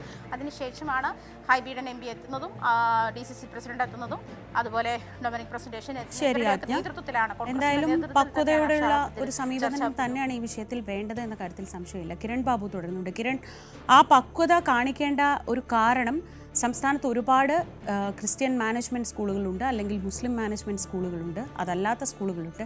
ഇവിടെയൊക്കെ മതവിഭാഗത്തിൽ പെട്ടവരല്ലാത്ത ഇഷ്ടംപോലെ കുട്ടികൾ പഠിക്കുന്നുമുണ്ട്. നമുക്കറിയാം, നമ്മൾക്കൊക്കെ പരിചയത്തിലുള്ള കുട്ടികളെ എടുത്താൽ അതിലധികവും പഠിക്കുന്ന ഒരു പക്ഷേ ക്രിസ്ത്യൻ മാനേജ്മെൻറ്റ് സ്കൂളിലൊക്കെ ആയിരിക്കും. നാളെ ഇത്തരം ആവശ്യങ്ങൾ ഉയർന്നു വരികയും അതൊരു വലിയ പ്രശ്നമായി മാറുകയും ചെയ്യാനൊക്കെ സാധ്യതയുണ്ട്. നമ്മൾ ഈ അടുത്ത് കാണുന്നതാണ്. ഇത്തരം ഒരു സ്കൂളിൽ ഇപ്പോൾ ഈ കുട്ടിയുടെ കാര്യത്തിലാണെങ്കിൽ ഇത്രയും നാൾ പ്രശ്നമൊന്നും ഉണ്ടായിരുന്നില്ല, പെട്ടെന്നൊരു ദിവസം ഇങ്ങനെ ഒരു ആവശ്യം ഉന്നയിക്കുന്നു എന്നാണ് സ്കൂൾ അധികൃതർ പറയുന്നത്. അങ്ങനെ കൂടുതൽ വഷളാവാനുള്ളൊരു സാഹചര്യമുണ്ട്. പക്ഷേ ഇപ്പോൾ ഇന്ന് കോൺഗ്രസ് വളരെ പക്വമായൊരു നിലപാടെടുക്കുന്നു. അവിടേക്ക് ജനപ്രതിനിധികൾ പോകുന്നു, അവരുമായി ചർച്ച ചെയ്യുന്നു. അവർ പറയുന്നതനുസരിച്ച് ഈ കുട്ടിയുടെ മാതാപിതാക്കൾ സ്കൂളിൻ്റെ യൂണിഫോം അനുസരിച്ച് വസ്ത്രം ധരിച്ച് സ്കൂളിലേക്ക് കുട്ടിയെ വിടാൻ തയ്യാറാണെന്ന് പറയുന്നു. ഈ പ്രശ്നം അവിടെ തീരുകയാണെന്ന് വേണമെങ്കിൽ നമുക്ക് പറയാം. പക്ഷേ ഇത് ഒരു കൂടുതൽ ആവശ്യങ്ങൾ ഇങ്ങനെ ഉയരാനൊക്കെ ഉള്ളൊരു സാധ്യത മുന്നിൽ കാണുമ്പോൾ ഇതെത്ര ഗൗരവത്തോടെ കൈകാര്യം ചെയ്യേണ്ട ഒരു വിഷയമാണ്. ശ്രീജ നേരത്തെ തന്നെ പറഞ്ഞില്ല, ഇത് അതീവ ഗൗരവത്തോടെ കൈകാര്യം ചെയ്യേണ്ട വിഷയമാണ്. മതപരമായ അവകാശങ്ങൾ എന്ന് പറയുന്നതല്ല ബോധപൂർവം മതസ്പർദ്ധ ഉണ്ടാക്കാൻ വേണ്ടിയുള്ള ശ്രമങ്ങൾ എന്ന് പറയുന്നത്. ഇതിനെ രണ്ടും തമ്മിലുള്ള അതിർത്തി വളരെ നേർത്തതാണ്. അത് വളരെ ഉത്തരവാദിത്വത്തോടുകൂടി കൈകാര്യം ചെയ്യുക എന്നുള്ളതാണ് ഈ ഉത്തരവാദിത്തപ്പെട്ട സ്ഥാനങ്ങളിലിരിക്കുന്ന സ്കൂൾ അധികൃതരായാലും പോലീസായാലും ജനപ്രതിനിധികളായാലും അവരുടെ എല്ലാം ഉത്തരവാദിത്തം. എന്തായാലും നമ്മുടെ കേരളത്തിലെ ജനപ്രതിനിധികൾ ആ തരത്തിലേക്കുള്ള ഒരു ഇടപെടൽ നടത്തിയിരിക്കുന്നു. ഇപ്പോൾ ഹൈബീഡൻ പറഞ്ഞതനുസരിച്ചാണെങ്കിൽ സ്കൂളിൻ്റെ നിയമങ്ങളനുസരിച്ച് പൊതുവായ യൂണിഫോം ധരിച്ചുകൊണ്ട് തന്നെ ആ സ്കൂളിലേക്ക് തൻ്റെ കുട്ടിയെ വിടാൻ തയ്യാറാണ് എന്നത് ഈ കുട്ടിയുടെ രക്ഷകർത്താവ് തന്നെ സമ്മതിച്ചിരിക്കുന്നു. അതോടുകൂടി തന്നെ പ്രശ്നം അവസാനിച്ചിരിക്കുകയാണ്. മറ്റ് പ്രശ്നങ്ങളിലേക്കൊന്നും ഈ സ്കൂൾ അധികൃതരുടെ ഭാഗത്തു നിന്ന് ഏതെങ്കിലും തരത്തിൽ ആ കുട്ടിയോട് മാനസികമായി ആ കുട്ടിയെ പ്രയാസപ്പെടുത്തുന്നതോ ഒറ്റപ്പെടുത്തുന്നതോ ആയ നിലപാടുകളൊന്നും ഉണ്ടാവരുത്. അത്തരം കാര്യങ്ങൾ സ്കൂൾ അധികൃതരുടെ ഭാഗത്തു നിന്നും അങ്ങനെ ഒരു ഉറപ്പ് അവരും വാങ്ങിയിട്ടുണ്ട്. ആ തരത്തിലേക്ക് ഈ പ്രശ്നം അവസാനിക്കുകയാണ്. എപ്പോഴും ഇത്തരം പ്രശ്നങ്ങളൊക്കെ ഉണ്ടാകുന്നത് ഇത്തരം മതവുമായി ബന്ധപ്പെട്ട വിഷയങ്ങളൊക്കെ ഉണ്ടാകുമ്പോൾ ഇത് മുതലെടുക്കാൻ വേണ്ടി ഇത്തരം തീവ്ര മത നിലപാടുകളുള്ള സംഘടന സംഘടനകൾ, അത് എല്ലാ മതത്തിലുമുണ്ട്. ആ തീവ്ര മത നിലപാടുള്ള സംഘടനകളൊക്കെയാണ്. ഇവിടെയാണെങ്കിൽ SDP ആണ് വന്നത് എന്നാണ് ഈ കുട്ടിയുടെ അവർ തന്നെ പരിചയപ്പെടുത്തിയത്. അങ്ങനെയാണ് SDP നേതാക്കളാണ് എന്ന മട്ടിലാണ് പരിചയപ്പെടുത്തിയത്. അവർ അങ്ങനെ വരികയും അവർ അതിൻ്റെ വീഡിയോ എടുക്കുക, അതിനുവേണ്ടി ഒരു യൂട്യൂബറിനെ നിർത്തുക, അത് സമൂഹത്തിൽ പ്രചരിപ്പിച്ചുകൊണ്ട് ഇവിടെ ഒരു മതപരമായ അവകാശങ്ങൾ നിഷേധിക്കുന്നു എന്നുള്ള പ്രചരിപ്പിക്കുക, അങ്ങനെ ആകെ കൂടി ഒരു കലുഷിതമായ ഒരു അന്തരീക്ഷം സൃഷ്ടിക്കുക എന്നുള്ള ശ്രമമാണ് നടന്നത്. പക്ഷേ ഇപ്പോൾ എന്തായാലും വളരെ പക്വതയോടുകൂടിയുള്ള ഇടപെടലുകൾ വഴി അത്തരം ശ്രമങ്ങളെയൊക്കെ അതിജീവിക്കാൻ കഴിഞ്ഞു എന്നാണ്. ഇതിപ്പോൾ അപ്പോഴും ഞാൻ പറയുന്നു, ഈ കുട്ടിയുടെ രക്ഷകർത്താവ് ഔദ്യോഗികമായി പ്രതികരിക്കാൻ ഇപ്പോഴും തയ്യാറായിട്ടില്ല. അങ്ങനെ ഏതെങ്കിലും തരത്തിലുള്ള പ്രതികരണം അദ്ദേഹത്തിൻ്റെ ഭാഗത്തു നിന്ന് ഇപ്പോഴും ഉണ്ടായിട്ടില്ല. പക്ഷേ MP തന്നെ അക്കാര്യത്തിൽ ഉറപ്പ് പറയുന്നു, അവർ അങ്ങനെ ഒരു ധാരണയിലേക്ക് എത്തിയിട്ടുണ്ട്. ഇനി അവർ വീണ്ടും പ്രതികരിച്ച് മറ്റ് പ്രശ്നങ്ങളിലേക്ക് പോകണ്ട എന്നുള്ള ഒരു നിലപാടിൻ്റെ ഭാഗമായി കൂടി വേണമെങ്കിൽ നമുക്ക് അതിനെ അങ്ങനെ കാണാം. എന്തായാലും ഇനി തർക്കങ്ങളൊന്നുമില്ലാതെ തന്നെ ഒരുമിച്ച് പോകാനുള്ള ഒരു ധാരണയിലേക്ക് എത്തിയിട്ടുണ്ട്. ഇത്തരം വിഷയങ്ങൾ കൈകാര്യം ചെയ്യുമ്പോൾ പുലർത്തേണ്ട ജാഗ്രത സ്കൂൾ അധികൃതരായാലും മറ്റുള്ളവരായാലും ഈ പെട്ടെന്ന് കയറി പ്രതികരിക്കുന്ന PTA ഭാരവാഹികളും ഒക്കെ അങ്ങനെയുള്ള ആളുകളെല്ലാം തന്നെ കുറേ കൂടി ഇക്കാര്യത്തിലൊക്കെ ജാഗ്രത പാലിക്കണം എന്നതുകൂടി ഓർമ്മപ്പെടുത്തുന്നതാണ് ഇത്. അതോടൊപ്പം തന്നെ ഏത് അവകാശങ്ങളുടെ മതപരമായ അവകാശങ്ങളുടെ വിഷയമൊക്കെ വരുമ്പോഴും അതിനപ്പുറത്തേക്ക് വർഗീയ സ്പർദ്ധ ഉണ്ടാക്കുക എന്ന ലക്ഷ്യത്തോടു കൂടി SDPI പോലുള്ള സംഘടനകൾ, അത്തരം തീവ്ര നിലപാടുകൾ സ്വീകരിക്കുന്ന സംഘടനകൾ ഒട്ടുമിക്ക മതങ്ങളിലുമുണ്ട്. അവരൊക്കെ വന്ന് ഇതിനെ ഒരു മത വിഷയമാക്കി മാറ്റാൻ രണ്ട് മതങ്ങൾ ബോധപൂർവമായ ഒരു വഷളാക്കാനുള്ള ശ്രമം, ഒരുപക്ഷെ ഒരു സ്കൂളും അവിടുത്തെ ഒരു പാരന്റും തമ്മിലുള്ള ഒരു പ്രശ്നം, അതിനെ അങ്ങനെ ബോധപൂർവമായി വഴിതിരിച്ചു വിടാനും ഒരു വിവാദമാക്കാനും ഒരു സ്പർദ്ധ ഉണ്ടാക്കാനുമുള്ള അവസരമായി ചിലർ ഉപയോഗിച്ചു എന്നൊരു നിഗമനത്തിലേക്ക് തന്നെ നമുക്ക് ഈ സാഹചര്യത്തിൽ എത്താൻ കഴിയും. അത് ശ്രീജ അങ്ങനെ തന്നെ നമുക്ക് പറയേണ്ടി വരും. ഇപ്പോൾ സ്കൂളിൽ കുട്ടികൾ തമ്മിൽ തർക്കമുണ്ടാകുന്നു. ഒരു ഭാഗത്ത് നിൽക്കുന്ന 3 ഹിന്ദു കുട്ടികളോ ക്രിസ്ത്യൻ കുട്ടികളോ അല്ലെങ്കിൽ മുസ്ലിം കുട്ടികളോ ആയിക്കോട്ടെ, മറുഭാഗത്ത് ഇടി കൊണ്ട കുട്ടി മറ്റൊരു മതവിഭാഗത്തിൽപ്പെട്ട കുട്ടിയാണെങ്കിൽ ഒരു മുസ്ലിം കുട്ടികൾ ചേർന്ന് ഹിന്ദു കുട്ടിയെ മർദ്ദിച്ചു അല്ലെങ്കിൽ ഹിന്ദു കുട്ടികൾ ചേർന്ന് മുസ്ലിം കുട്ടിയെ മർദ്ദിച്ചു എന്നൊന്നും പറയാൻ കഴിയില്ല. വേണമെങ്കിൽ ആളുകൾക്ക് ആ തരത്തിൽ വ്യാഖ്യാനിക്കാം, ഇവർ ബോധപൂർവമാണ് അങ്ങനെയൊക്കെ ചെയ്തത് എന്നൊക്കെ പറ്റില്ല. ഒരു സ്കൂളിലെ രക്ഷകർത്താവിന് അവിടെ ഒരു കുട്ടി ഹിജാബ് ധരിച്ച് വരുന്നു, അതായത് സ്കൂളിനകത്ത് കയറുമ്പോൾ ആ കുട്ടി ഹിജാബ് ഊരി വെച്ചിട്ട് അകത്ത് കയറുന്നു. ഒരു ദിവസം അല്ലാതെ അകത്ത് കയറുമ്പോൾ സ്കൂളുകൾ അത് പ്രശ്നമുണ്ടാകും, സ്കൂളിൽ പറ്റില്ല എന്ന് പറഞ്ഞ് രക്ഷകർത്താവിനെ വിളിച്ചു വരുന്നു, ചർച്ചയാകുന്നു. അവർ അത് പരിഹരിച്ച് പോകാം, ഹിജാബ് ഇല്ലാതെ തന്നെ ഞങ്ങൾക്ക് പുറത്തുള്ള അകത്ത് അല്ലാതെ തന്നെ ഞങ്ങൾ കുട്ടി എൻ്റെ ഇതുവരെ പഠിച്ചതുപോലെ കുട്ടി പഠിച്ചോളാം എന്നവർ തീരുമാനിക്കുന്നു. അങ്ങനെ പോകുന്നു. അതിനുശേഷം 3 ദിവസം കഴിയുമ്പോൾ കുട്ടി പിന്നീട് വരുന്നത് ഹിജാബ് ധരിച്ചു വരുന്നു. പുറത്ത് SDPI ആളുകൾ നിൽക്കുന്നു, അത് ചിത്രീകരിക്കാൻ വേണ്ടി ഒരു യൂട്യൂബറെ കൂടെ നിർത്തുന്നു. അവർ നാടകീയമായ രംഗങ്ങൾ ഉണ്ടാക്കുന്നു, ചിത്രീകരിക്കുന്നു. അതിൻ്റെ ചില വലയിൽ അല്ലെങ്കിൽ ആ വൈകാര്യതയിൽ ഈ സ്കൂൾ അധികൃതരും പെട്ടുപോകുന്നു. അവരൊക്കെ പെട്ടെന്ന് തന്നെ ഇത് ക്രിസ്ത്യൻ മുസ്ലിം ഇഷ്യൂ ആയി അവരും ഇതിനെ കാണുന്നു. മറ്റവർ പുറത്തു നിന്ന് ചില ആളുകൾ വിരിച്ച ഒരു വർഗീയതയുടെ കെണിയിലേക്ക് അവർ കൂടി പെട്ടെന്ന് തന്നെ വീണു പോകുന്നു. അപ്പോൾ ക്രിസ്ത്യൻ വിഭാഗത്തിൽ വരുന്ന ചില തീവ്രവാദ നിലപാടുള്ള ആളുകളൊക്കെ അവർ മറ്റൊരു തരത്തിലെ പ്രതികരണവുമായി വരുന്നു. ഇത് ആകെ നീക്കമാണ്, ഗൂഢാലോചനയാണെന്ന് പറയുന്നു. എന്തായാലും അത്തരത്തിലേക്കൊക്കെ ഇതിനെ ഒരു കേരളത്തിലെ ഒരു വർഗീയ ഹിന്ദു മുസ്ലിം പ്രശ്നമാക്കി മാറ്റാൻ വേണ്ടി ശ്രമിച്ച എല്ലാവർക്കും ഉള്ള ഒരു തിരിച്ചടി ആയി എന്ന് തന്നെ വേണം കരുതാൻ. എന്തായാലും ഇപ്പോൾ അവസാനിച്ചു എന്നാണ് ഹൈബിയുടെ MPയുടെ വാക്കുകളിൽ നിന്ന് നമുക്ക് കാണാൻ കഴിയുന്നത്. പക്വതയോടുകൂടി തന്നെ അത് പരിഹരിക്കാൻ കഴിഞ്ഞു എന്ന് വേണം കരുതാൻ. തീർച്ചയായും അങ്ങനെ സമാധാനിക്കാം. ഇത് ഒരു ഒറ്റപ്പെട്ട സംഭവമായിരുന്നു, ഇത് ഇതോടെ അവസാനിക്കുന്നു എന്ന് സമാധാനിക്കാം. കാരണം സ്കൂളുകൾ എന്ന് പറയുന്നത് വിദ്യാലയങ്ങളാണ്. അവിടെ വിദ്യ അഭ്യസിക്കാനായി എല്ലാ വിഭാഗത്തിലും സമൂഹത്തിൻ്റെ എല്ലാ തലങ്ങളിലും പെട്ട കുട്ടികൾ എത്തുന്ന സ്ഥലമാണ്. അവർക്ക് മുന്നിലേക്ക് ഈ വർഗീയതയും വിഭാഗീയതയും ഒന്നും ഒരിക്കലും എത്തിപ്പെടാൻ പാടില്ല. ഈ പ്രശ്നം ഇതോടെ പരിഹരിക്കപ്പെടുമെന്ന് കരുതാം. പക്ഷെ അപ്പോഴും സ്കൂൾ അധികൃതരുടെ ഭാഗത്തു നിന്നുള്ള ഒരു ഔദ്യോഗികമായ വിശദീകരണം കൂടി ഇക്കാര്യത്തിൽ വരേണ്ടതുണ്ട്. നേരത്തെ ജനപ്രതിനിധികൾ എത്തി നടത്തിയ ചർച്ചയിലാണ് ഈ കുട്ടിയുടെ കുടുംബത്തിൻ്റെ ഭാഗത്തു നിന്ന് സ്കൂളിൻ്റെ നിയമങ്ങൾ അനുസരിക്കാൻ തയ്യാറാണെന്ന തരത്തിൽ അവർ സമ്മതിച്ചു എന്നൊരു പ്രഖ്യാപനം വന്നു. നെന്മാറ സജിത വധക്കേസിൽ പ്രതി ചെന്താമര കുറ്റക്കാരനെന്ന് കോടതി. ശിക്ഷ മറ്റന്നാൾ വിധിക്കും. പാലക്കാട് 4ാം അഡീഷണൽ ജില്ലാ സെഷൻസ് കോടതിയാണ് വിധി പറയുക. എന്തെങ്കിലും പറയാനുണ്ടോ എന്ന ചോദ്യത്തിന് ഒന്നും പറയാനില്ല എന്നായിരുന്നു പ്രതിയുടെ പ്രതികരണം.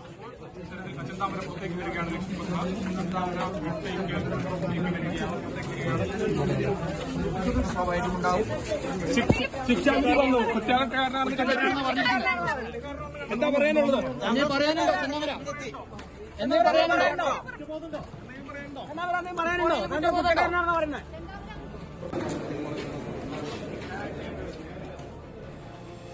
വിധി കേൾക്കാൻ സജിതയുടെയും സുധാകരന്റെയും മക്കളും കോടതിയിലെത്തിയിരുന്നു.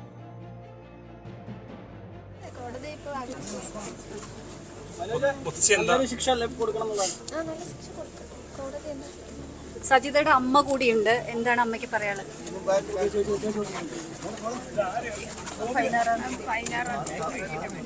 നമുക്ക് അടുത്തൊരു ശിക്ഷ തന്നെ ചെന്നാമരയ്ക്ക് കിട്ടട്ടെ എന്നാണ് അമ്മ കരുതുന്നത്. ഇതിൽ ആശ്വാസം ഉണ്ടല്ലേ അമ്മ? ഒരിക്കലും ഇയാളെ പുറത്തിറക്കാൻ വേണ്ടിയിരുന്നു. ആദ്യം ഈ കേസിൽ ഫുട് പ്രിൻ്റാണ്, പിന്നെ അയാളുടെ ഈ പ്രതിയുടെ ഷർട്ടിൻ്റെ പീസ്, ഇതെല്ലാം ഈ പ്രതിനെ അറസ്റ്റ് ചെയ്യുന്ന മുമ്പ് തന്നെ അന്ന് സംഭവ ദിവസം തന്നെ പോലീസിന് മുഴുവനും കിട്ടിയിട്ടുണ്ട്. സജീദയുടെ വീട്ടിൽ അത് ഷർട്ടിൻ്റെ തെളിവ്. ഈ ഷർട്ട് അയാളുടെയാണ് എന്ന് അയാളുടെ ഭാര്യ വന്ന് കൊടുത്ത മൊഴി കോടതി അങ്ങേയറ്റം അത് സ്വീകരിച്ചിട്ടുണ്ട്. പിന്നെ കൂടാതെ 27 റിക്കവറി എന്ന് പറയും, അത് അതിൻ്റെ വാളിലും ഈ സ്ത്രീയുടെ മരിച്ച സ്ത്രീയുടെ സജീദയുടെ ബ്ലഡ് ഉണ്ടായിരുന്നു. അവൻ്റെ ഈ ചെന്താമരയുടെ മുണ്ടിലും ഈ സജീദയുടെ ബ്ലഡ് ഉണ്ടായിരുന്നു. ഇതെല്ലാം വളരെ ഇമ്പോർട്ടൻ്റ് എവിഡൻസ് ആയിട്ട് കോടതി കണ്ടെത്തിയിട്ടുണ്ട്. എല്ലാം പ്രോസിക്യൂഷൻ എന്തെന്ത് വെച്ചോ ഏതേത് സെക്ഷൻ വെച്ചോ അതെല്ലാം തെളിഞ്ഞതായിട്ട് കോടതി കണ്ടെത്തിയിട്ടുണ്ട്. അതേസമയം കേസിലെ മറ്റൊരു പ്രധാന സാക്ഷിയായ പോത്തുണ്ടി സ്വദേശി പുഷ്പ ചെന്താമരയെ ഭയന്ന് തമിഴ്നാട്ടിലേക്ക് പോയി. പുഷ്പയെ കൊല്ലുമെന്ന് ചെന്താമര പലവട്ടം ഭീഷണി മുഴക്കിയിരുന്നു. സജിതയുടെ വീട്ടിൽ നിന്ന് കൊലയ്ക്ക് ശേഷം ചെന്താമര വരുന്നത് കണ്ടയാളാണ് പുഷ്പ. TG സജിത് ചേരുന്നു വിവരങ്ങളുമായി. സജിത്, മനുഷ്യ മനസാക്ഷിയെ ഞെട്ടിക്കുന്ന തരത്തിലുള്ള കൊടും ക്രിമിനലാണ് ചെന്താമര എന്ന കാര്യത്തിൽ യാതൊരു സംശയവുമില്ല. ഇന്ന് ആ 2 പെൺകുട്ടികൾ ആ അമ്മയൊക്കെ കാണുമ്പോൾ എന്ത് ശിക്ഷ കിട്ടിയാലും അയാൾക്ക് മതിയാവില്ല. കാരണം ജാമ്യത്തിലിറങ്ങി ആ കുട്ടികളുടെ ഏക ആശ്രയമായിരുന്ന ബാക്കിയുള്ളവരെ കൂടി കൊലപ്പെടുത്തിയ അത്രയും വലിയൊരു കേരളം ഞെട്ടിയ കേസിലെ വിധിയാണ് വരാനിരിക്കുന്നത്. എപ്പോഴായിരിക്കും ശിക്ഷാവിധി? എന്തൊക്കെയാണ് വിശദാംശങ്ങൾ? ശ്രീജ സൂചിപ്പിച്ചതുപോലെയാണ് ചെന്താമര എന്ന പേര് കേരളം ചർച്ച ചെയ്തതാണ്. കൊടും ക്രിമിനലിന് പര്യായം അത് ചെന്താമര എന്ന പേര് തന്നെയാണ്. അങ്ങനെ അത് പാലക്കാട് മാത്രമല്ല, കേരളം മുഴുവൻ ആ കൊടും ക്രിമിനലിൻ്റെ കഥ നിരവധി തവണയായി ചർച്ച ചെയ്യപ്പെട്ടതാണ്. എന്തായാലും ഈ ചെന്താമരയുടെ ക്രൂരതകളിൽ ആദ്യ ക്രൂരതയിലാണ് ഇപ്പോൾ കോടതിയുടെ വിധി പറച്ചിലുണ്ടാവുന്നത്. കോടതി ചെന്താമരയെ കുറ്റക്കാരനായി തന്നെ വിധിച്ചുകൊണ്ട് തീരുമാനമുണ്ടാവുന്നു. പക്ഷേ 16 വരെ നാളെ കഴിഞ്ഞായിരിക്കും ശിക്ഷ എന്ത് എന്നതിൽ വ്യക്തത ഉണ്ടാവുകയുള്ളൂ. പ്രോസിക്യൂഷൻ തികഞ്ഞ ആത്മവിശ്വാസത്തിലാണ്. ഏറ്റവും വലിയ ശിക്ഷ തന്നെ പ്രതിക്ക് കിട്ടുമെന്ന പ്രതീക്ഷയിലാണ് പ്രോസിക്യൂഷനുമുള്ളത്. കാരണം പ്രോസിക്യൂഷൻ്റെ എല്ലാ വാദങ്ങളും കോടതി അംഗീകരിച്ചു എന്നതാണ് നിലവിൽ കോടതിയിൽ നിന്ന് നമുക്ക് ലഭ്യമാവുന്ന വിവരം. ശാസ്ത്രീയ തെളിവുകൾ, ഒപ്പം തന്നെ സാഹചര്യ തെളിവുകൾ ഒക്കെ പ്രോസിക്യൂഷന് അനുകൂലമായിരുന്നു. ഈ തെളിവുകളെല്ലാം കോടതിയും അംഗീകരിച്ചിട്ടുണ്ട്. അതുകൊണ്ട് പൂർണ്ണമായും ചെന്താമരയ്ക്ക് ഏറ്റവും ശക്തമായ ശിക്ഷ തന്നെ ഉണ്ടാവും. ആ വിധി പ്രഖ്യാപനം ഉണ്ടാകുമെന്ന് തന്നെയാണ് കരുതുന്നത്. 16 വരെ നമുക്ക് കാത്തിരിക്കാം. ഇനി ഈ കേസിലേക്ക് പോകുമ്പോൾ 2019 ഓഗസ്റ്റ് 31 സജിത എന്ന വീട്ടമ്മയെ അയൽവാസിയായിരുന്ന ചെന്താമര വെട്ടിക്കൊല്ലുന്നത്. ചെന്താമരയുടെ ഭാര്യ ഉപേക്ഷിക്കാൻ കാരണം, ഈ ചെന്താമരയെ വിട്ടുപോയതിൻ്റെ കാരണം ഈ സജിതയുടെ ചില ഇടപെടലുകളാണ് എന്ന ഒരു ധാരണയിലാണ് ഇത്തരം ഒരു പകതീർക്കൽ ഉണ്ടായത്. വീടിന് പിന്നിലൂടെ എത്തി കഴുത്തിന് വെട്ടിവീഴ്ത്തുന്ന ക്രൂരമായ കൊലപാതകമാണ് സംഭവിച്ചത്. ഇതിനുശേഷമാണ് ചെന്താമര പിന്നീട് പോലീസിൻ്റെ കസ്റ്റഡിയിലാവുകയും ഒടുവിൽ ജാമ്യത്തിലിറങ്ങുകയും ചെയ്തു. അന്ന് സജിതയെ കൊലപ്പെടുത്തിയപ്പോൾ തന്നെ വീണ്ടും തൻ്റെ പകയുമായി താൻ ഇനിയും വരും, ഇനിയും നിരവധി ആളുകളെ കൊല്ലാനുണ്ട് എന്ന സൂചന നൽകിയതാണ്. അതായത് സജിതയുടെ മറ്റു കുടുംബാംഗങ്ങളെയാണ് അന്ന് ചെന്താമര ലക്ഷ്യമിട്ടത്. കുടുംബാംഗങ്ങൾക്കും ആ കോളനി വാസികൾക്കുമൊക്കെ ആ ഭയമുണ്ടായിരുന്നു. പോലീസിനോട് പലവട്ടം ചെന്താമരയ്ക്ക് ജാമ്യം ലഭിച്ചാൽ സ്വീകരിക്കേണ്ട കാര്യങ്ങളടക്കമുള്ള കാര്യങ്ങൾ പറഞ്ഞതുമാണ്. പക്ഷേ പോലീസ് ആ ജാഗ്രത പാലിച്ചില്ല. പിന്നീട് സംഭവിച്ചത് നമ്മൾ കണ്ടതാണ്. 2025 ജനുവരിയിൽ ചെന്താമര വീണ്ടും എത്തുന്നു, ജാമ്യത്തിലിറങ്ങി വീണ്ടും എത്തുന്നു. സുധാകരൻ, സജിതയുടെ ഭർത്താവ് സുധാകരനെയും അമ്മ ലക്ഷ്മിയെയും വെട്ടിവീഴ്ത്തുന്നു. അങ്ങനെ 3 കൊലപാതകങ്ങൾ നടത്തുന്ന കൊടും ക്രിമിനലായി മാറുന്നു. വർഷങ്ങളോളം സൂക്ഷിക്കുന്ന പക, ആ പുക കൊണ്ടു നടന്നുകൊണ്ട് വലിയ കൊലപാതകങ്ങൾ നടത്തുന്നു എന്നതാണ് ചെന്താമരയുടെ പ്രത്യേകത. പോലീസിൻ്റെ കസ്റ്റഡിയിൽ കഴിയുമ്പോഴും തൻ്റെ ക്രൂരത പലവട്ടമായി ആൾ തുറന്നു പറഞ്ഞിട്ടുണ്ട്. യാതൊരുവിധ കുറ്റബോധവുമില്ലാതെ ഇപ്പോഴും പെരുമാറുന്ന ചെന്താമരയുടെ ഈ നീക്കങ്ങളൊക്കെ കോടതിയുടെ നിരീക്ഷണത്തിലുണ്ടായിരുന്നു. എന്തായാലും കോടതി ഈ സാഹചര്യങ്ങളൊക്കെ പരിഗണിച്ചുകൊണ്ടുള്ള ഒരു വിധിയെടുത്തുണ്ടാകുമെന്ന് നമുക്ക് പ്രതീക്ഷിക്കാം. 16 ഈ കേസിൽ വിധി ഉണ്ടാവുക. ആ കുടുംബത്തിനും ആ നാടിനും ഏറെ ആശ്വാസകരമാകുന്ന ഒരു വിധി കൂടിയായത് മാറുന്നു എന്നാണ് പശ്ചാത്തലം. ആ കുടുംബത്തിൻ്റെ അവസ്ഥ നമ്മൾ നേരത്തെ കണ്ടതാണ്. 2 കുട്ടികൾ, അവർ അനാഥരായി, 2 പെൺകുട്ടികളാണ്. അവരുടെ ഇപ്പോഴത്തെ ജീവിതം വീണ്ടും ചെന്താമര തിരിച്ചു വന്നാൽ അവരും ജീവൽ ഭയത്താൽ കഴിയുകയാണ്. നേരത്തെ നമ്മൾ പരാമർശിച്ച പുഷ്പ എന്ന പേരുകാരി ഈ സജിതയുടെ കൊല തെളിയുന്നതിൽ, ഈ കേസ് തെളിയുന്നതിൽ നിർണായകമായ പങ്കുവഹിച്ച വ്യക്തിയാണ്. സജിതയെ കൊലപ്പെടുത്തിയ ശേഷം വീട്ടിൽ നിന്നും മടങ്ങി വരുന്ന ചെന്താമരയെ കണ്ടു എന്ന മൊഴി കൊടുത്തിയ ആളാണ് ഈ പുഷ്പ. അതുകൊണ്ട് തന്നെ പുഷ്പയെ കൊലപ്പെടുത്തുമെന്ന നേരത്തെ തന്നെ ഭീഷണി മുടക്കിയിരുന്നു ഈ ചെന്താമര. അതുകൊണ്ട് തന്നെ ഈ കേസിൻ്റെ സമയത്ത് കോടതിയിലെത്താൻ പോലും പുഷ്പ തയ്യാറായില്ല. അവർ തമിഴ്നാട്ടിലേക്ക് പോവുകയാണ് ചെയ്തത്. ചെന്താമര എന്ന ഭയപ്പെടുത്തുന്ന കൊടും ക്രിമിനലെ പേടിച്ചാണ് ഇന്നും നാട്ടുകാർ കഴിയുന്നത്. അതുകൊണ്ട് കേരളത്തിൻ്റെ നീതിന്യായ കോടതി അർഹിക്കുന്ന ഏറ്റവും വലിയ ശിക്ഷ തന്നെ ഈ പ്രതിക്ക് നൽകും എന്ന പ്രതീക്ഷയിലാണ് പ്രോസിക്യൂഷനും നാട്ടുകാരും. രജിത്ത്, അപ്പോഴും നമ്മൾ ശ്രദ്ധിക്കേണ്ട ഒരു കാര്യമുണ്ട്. ഇയാൾ കൊല്ലുമെന്ന് ഭീഷണിപ്പെടുത്തിയിരുന്നു. ഉറപ്പായും ഇയാളുടെ ഒരു സൈക്കോ സ്വഭാവം വെച്ച് ഇയാൾ അത്തരം ക്രൂരകൃത്യങ്ങളിലേക്ക് പോകുമെന്ന് ഉറപ്പായിരുന്നു. ഈ വീട്ടുകാർ തന്നെ അത്തരത്തിലുള്ള പരാതി പലപ്പോഴും ഉന്നയിച്ചിരുന്നു. എന്നിട്ടും പോലീസിൻ്റെ ഭാഗത്തുനിന്നുണ്ടായ ശ്രദ്ധക്കുറവ്, ഇങ്ങനൊരു ക്രിമിനൽ അവിടെ വിഹരിച്ച് നടക്കുന്ന തരത്തിൽ അതും മൊഴി കൊടുത്ത ആളുകളൊക്കെ കൺമുന്നിൽ തന്നെ നിൽക്കുമ്പോൾ ആ തരത്തിൽ ഉള്ളൊരു ജാഗ്രത കുറവ് പോലീസിൻ്റെ ഭാഗത്തു നിന്ന് ഈ രണ്ടാമത്തെ സുധാകരൻ്റെയും അമ്മയുടെയും കൊലപാതകത്തിലേക്ക് എത്തുമ്പോൾ ഉണ്ടായിട്ടില്ലേ? തീർച്ചയായിട്ടും ശ്രീജ, അത് ചിന്തിക്കേണ്ടതാണ്, ഏറെ ചർച്ച ചെയ്യപ്പെടേണ്ടതാണ് പോലീസിൻ്റെ ആ പിഴവ്.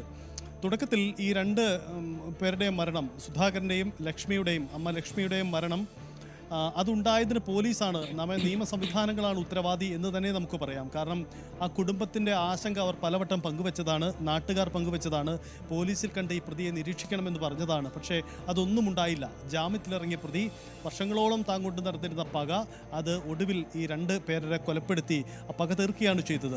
കുടുംബത്തിനും ആ നാട്ടുകാർക്കും ഇപ്പോഴും ആശങ്കയാണ്, ചെന്താമര വീണ്ടും വരുമോ എന്ന ചിന്തയാണ്. പലപ്പോഴും ഈ ചെന്താമര കൊലക്കേസ് നടന്നതിന്, ഇരട്ട കൊലപാതകത്തിന് ശേഷം പലവട്ടവും നമ്മൾ അവിടെ പോയിട്ടുണ്ട്. പലയിടങ്ങളിലായി ആ കുടുംബത്തെ കാണാൻ ശ്രമിക്കുമ്പോഴും നാട്ടുകാരൊക്കെ പങ്കുവയ്ക്കുന്നത്, നാളുകൾ ഇത്ര കഴിഞ്ഞിട്ടും ചെന്താമര എന്ന ഭയപ്പെടുത്തുന്ന പേര് അവർക്കിടയിലുണ്ട്. ചെന്താമര മടങ്ങി വരുമോ, കൊലപ്പെടുത്തുമോ എന്ന ഭയം പലർക്കുമുണ്ട്. കാരണം അത്ര ക്രൂരമായ ഒരു കൊലപാതക ശ്രമങ്ങളും നീക്കങ്ങളുമാണ് ഇയാൾ നടത്തുന്നത്. വർഷങ്ങളോളം ഉള്ളിൽ സൂക്ഷിക്കുന്ന പക ഈ സംസ്ഥാനത്തിൻ്റെ ക്രിമിനൽ സ്വഭാവമുള്ളവരുടെ കണക്കെടുപ്പ് നോക്കുമ്പോൾ വളരെ അപൂർവമായി മാത്രമേ ഇങ്ങനെ ചിലരെ കണ്ടെത്താൻ കഴിയൂ. ഇത് മാനസിക വിദഗ്ധരൊക്കെ പിന്നീട് പങ്കുവച്ചിട്ടുള്ള കാര്യമാണ്. അങ്ങനെ അന്വേഷണ ഉദ്യോഗസ്ഥരോട് പോലും ഈ പക, തൻ്റെ ഉള്ളിലെ പക, അതിൻ്റെ തീവ്രത പലവട്ടമായി ഈ ചെന്താമര പങ്കുവച്ചിട്ടുമുണ്ട്. അങ്ങനെ ആ ചെന്താമരയാണ് ആ നാട്ടുകാർ ഭയപ്പെടുന്നത്. അതുകൊണ്ട് ഈ ക്രിമിനൽ പുറത്തു വരാതിരിക്കാനുള്ള ജാഗ്രത കാട്ടുന്നത് ഒരു പൊതുസമൂഹത്തിൻ്റെ ആവശ്യമാണ്, ഒരു ഭരണകൂടത്തിൻ്റെ ആവശ്യമാണ്. ജനങ്ങൾക്ക് സുരക്ഷ നൽകാൻ ഏറ്റവും അർഹിക്കുന്ന ഒരു ഇടപെടൽ നടത്തേണ്ട ആവശ്യം കൂടിയുണ്ട്. അതുകൊണ്ട് ജനങ്ങൾ ഭയപ്പെടുന്നിപ്പോഴും ചെന്താമര പുറത്തു വരുമോ എന്ന കാര്യം അത് ഉറപ്പുവരുത്തേണ്ടത്, അതങ്ങനെ പുറത്തു വരില്ല എന്ന് ഉറപ്പുവരുത്തേണ്ടത് നമ്മുടെ പൊതുസമൂഹത്തിൻ്റെ കൂടി ആവശ്യമാണ്. നിലവിൽ പറ്റിയ വീഴ്ചകൾ അത് പരിഹരിക്കുന്ന ഇടപെടൽ നടത്തണം. എന്തായാലും ഒരു കാര്യം വ്യക്തമാണ്, ഇരട്ട കൊലപാതകത്തിന് വഴിവെച്ചത് 2025 ഇരട്ട കൊലപാതകത്തിന് വഴിവെച്ചത് പോലീസിൻ്റെ വീഴ്ച അതിൽ തീർച്ചയായും ശ്രദ്ധേയമാണ്. അത് ഊന്നിപ്പറയേണ്ടത് തന്നെയാണ്. വലിയ വിമർശനം കേട്ടതാണ്. എന്തായാലും ഇനി അത് ആവർത്തിക്കില്ലെന്ന് നമുക്ക് കരുതാം. പിന്നീട് ഉണർന്നു പ്രവർത്തിച്ച നമ്മുടെ സംവിധാനങ്ങളൊക്കെ ചെന്താമരയ്ക്കെതിരെയും ആ കുട്ടികൾക്ക് നീതി ഉറപ്പാക്കുന്നതിനും വേണ്ടിയും വലിയ വേഗത്തിലുള്ള ഇടപെടലുകൾ നടത്തിവരികയാണ്.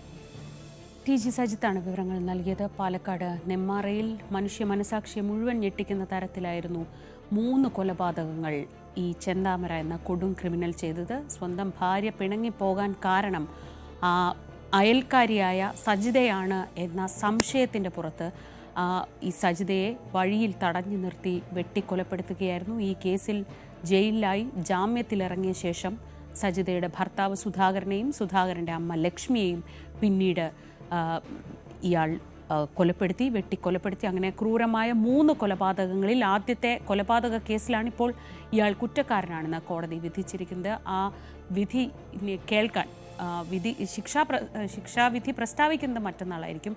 ഇന്ന് ഇത് പ്രസ്താവിക്കുന്നത് കേൾക്കാൻ ഈ സുധാകരൻ്റെയും സജിതയുടെയും 2 പെൺമക്കളും അവരുടെ സജിതയുടെ അമ്മയും അടക്കമുള്ളവർ കോടതിയിൽ എത്തിയിട്ടുണ്ടായിരുന്നു. കൊല്ലം കരുനാഗപ്പള്ളിയിൽ റോഡിൽ തടഞ്ഞു നിർത്തി യുവതിയെ ഭർത്താവ് കുത്തിപ്പരിക്കേൽപ്പിച്ചു. കോഴിക്കോട് സ്വദേശിയായ ചിഞ്ചുവിനാണ് പരിക്കേറ്റത്. പ്രതി പ്രശോഭിനെ കരുനാഗപ്പള്ളി പോലീസ് കസ്റ്റഡിയിലെടുത്തു.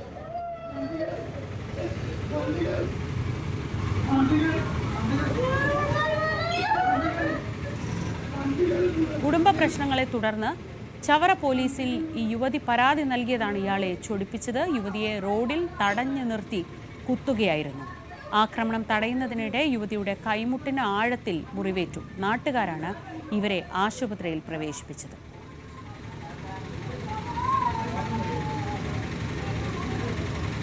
വിനീഷ് വിവരങ്ങളുമായി. വിനീഷ്, എന്തായിരുന്നു സംഭവിച്ചത്? കഴിഞ്ഞ ദിവസമായിരുന്നു ഇത്തരത്തിലൊരു സംഭവം ഉണ്ടായത്. ഇത് പന്മന സ്വദേശി പ്രശോഭാണ് ഭാര്യയെ കുത്തി പരിക്കേൽപ്പിച്ചത്. ഇരുവരും തമ്മിൽ കുടുംബ പ്രശ്നങ്ങൾ നിലനിന്നിരുന്നു. ഇവർ ചവറ പോലീസിൽ ഇതുമായി ബന്ധപ്പെട്ട് നേരത്തെ പരാതി നൽകിയിരുന്നു. അപ്പോൾ ചവറ പോലീസ് ഇരുവരെയും വിളിച്ചു വരുത്തിയെങ്കിലും പ്രശോഭ് എത്താൻ തയ്യാറായിരുന്നില്ല. അങ്ങനെയാണ് ഈ കഴിഞ്ഞ ദിവസം ഈ പ്രശോഭ് ഈ ഭാര്യയെ തടഞ്ഞു നിർത്തി, ചിഞ്ചുവിനെ തടഞ്ഞു നിർത്തി ആക്രമിച്ചത്. ക്രൂരമായിട്ട് പരിക്കേറ്റു. അതുപോലെ തന്നെ കയ്യിൽ കരുതിയിരുന്ന കത്തി ഉപയോഗിച്ചിട്ട് കുത്തി കൊലപ്പെടുത്താൻ ശ്രമം നടത്തുകയായിരുന്നു. കൈമുട്ടിന് ആഴത്തിൽ മുറിവേറ്റിട്ടുണ്ട്. അങ്ങനെ രക്തം ചിഞ്ചുവിനെ നാട്ടുകാർ ഇടപെട്ടാണ് ആശുപത്രിയിൽ പ്രവേശിപ്പിച്ചത്. ഉടൻ തന്നെ സമീപത്തുള്ള ആശുപത്രിയിലേക്ക് പ്രവേശിപ്പിക്കുകയായിരുന്നു. കരുനാഗപ്പള്ളി പോലീസ് കേസെടുക്കുകയും ഈ ഭർത്താവിനെ അറസ്റ്റ് ചെയ്യുകയും ചെയ്തിട്ടുണ്ട്. എന്തായാലും നിയമ നടപടിയായിട്ട് മുന്നോട്ട് പോകുമെന്ന് തന്നെയാണ് ചിഞ്ചു മാധ്യമങ്ങളോട് വെളിപ്പെടുത്തിയത്. വിനീഷ്, ഇവർ ഇവിടെ ഉള്ളവരാണോ, ഇവിടെ വന്ന് താമസിക്കുന്നവരാണോ, എന്താണ് ഇവരുമായി ബന്ധപ്പെട്ട മറ്റു വിവരങ്ങൾ എന്താണ് ലഭിക്കുന്നത്? നിലവിൽ കൊല്ലം സ്വദേശികൾ തന്നെയാണ്. ഈ കരുനാഗപ്പള്ളിയിലുള്ള കോഴിക്കോട് സ്ഥലത്താണ് ഈ ചിഞ്ചുവിന്റെ സ്വദേശം. ചവറയിലാണ് ഇവർ താമസമായിരിക്കുന്നത്. അപ്പോൾ ഈ കുടുംബ പ്രശ്നം നിലനിന്നിരുന്നു. മുൻപും ഈ പ്രക്ഷോഭനെതിരെ പരാതി നൽകിയിരുന്നു എന്ന് പറയുന്നുണ്ട്. പക്ഷേ പ്രക്ഷോഭ് സ്റ്റേഷനിലെത്താനൊന്നും തയ്യാറായിട്ടില്ലായിരുന്നു. ഇതിൽ ഈ പരാതി നൽകിയതിലുള്ള വിരോധമാണ് ചിഞ്ചുവിനെ ക്രൂരമായി മർദ്ദിക്കാൻ കാരണമായത്. കഴിഞ്ഞ ദിവസം കരുനാഗപ്പള്ളി ഒരു ക്ഷേത്രത്തിന് സമീപത്ത് വെച്ച് ചിഞ്ചുവിനെ തടഞ്ഞു നിർത്തി പ്രക്ഷോഭ് അതിക്രൂരമായി മർദ്ദിച്ചു. എന്നിട്ട് ദൃശ്യങ്ങൾ തന്നെ നമുക്ക് കാണാൻ കഴിയും. പ്രക്ഷോഭിന്റെ സ്കൂട്ടറിലേക്ക് ബലം പിടിച്ച് കയറ്റാൻ ശ്രമിക്കുന്നു, നിർബന്ധിച്ച് കയറ്റാൻ ശ്രമിക്കുന്നു. പക്ഷേ ഇവർ അതിൽ കയറാൻ തയ്യാറായില്ല. അങ്ങനെ സമീപത്ത് ഒരു ഓട്ടോയും കാണാൻ കഴിയും. ആ ഓട്ടോയിലാണ് നാട്ടുകാർ ഇടപെട്ട് ചിഞ്ചുവിനെ ആശുപത്രിയിൽ പ്രവേശിപ്പിക്കുകയും ചെയ്തത്. എന്തായാലും വലിയ രീതിയിലുള്ള ഒരു അക്രമം തന്നെയാണ് നടന്നത്. വധശ്രമത്തിനെതിരെയാണ് ഇപ്പോൾ കരുനാഗപ്പള്ളി പോലീസ് കേസെടുത്തിരിക്കുന്നത്. ശ്രീജ. ശരി, എസ് വിനീഷാണ് വിവരങ്ങൾ നൽകിയത്. കൊല്ലം കരുനാഗപ്പള്ളിയിലാണ് അതിക്രമം. റോഡിൽ തടഞ്ഞു നിർത്തി ഭാര്യയെ ആക്രമിക്കുകയായിരുന്നു, കത്തികൊണ്ട് കുത്തി പരിക്കേൽപ്പിക്കുകയായിരുന്നു. ആക്രമണം തടയാൻ ശ്രമിക്കുന്നതിനിടെയാണ് യുവതിയുടെ കൈമുട്ടിന് താഴെ ആഴത്തിൽ മുറിവേറ്റത്. പോലീസിൽ പരാതി നൽകിയതാണ്, ഗാർഹിക അതിക്രമത്തിന് പരാതി നൽകിയതാണ് ഇയാളെ ചൊടിപ്പിച്ചത് എന്നതാണ് ലഭിക്കുന്ന വിവരങ്ങൾ. സ്പോട്ട് ലൈവ് പൂർണ്ണമാവുകയാണ്. ഇടവേളയ്ക്ക് ശേഷം അടുത്ത ബുള്ളറ്റിൻ കാണാം.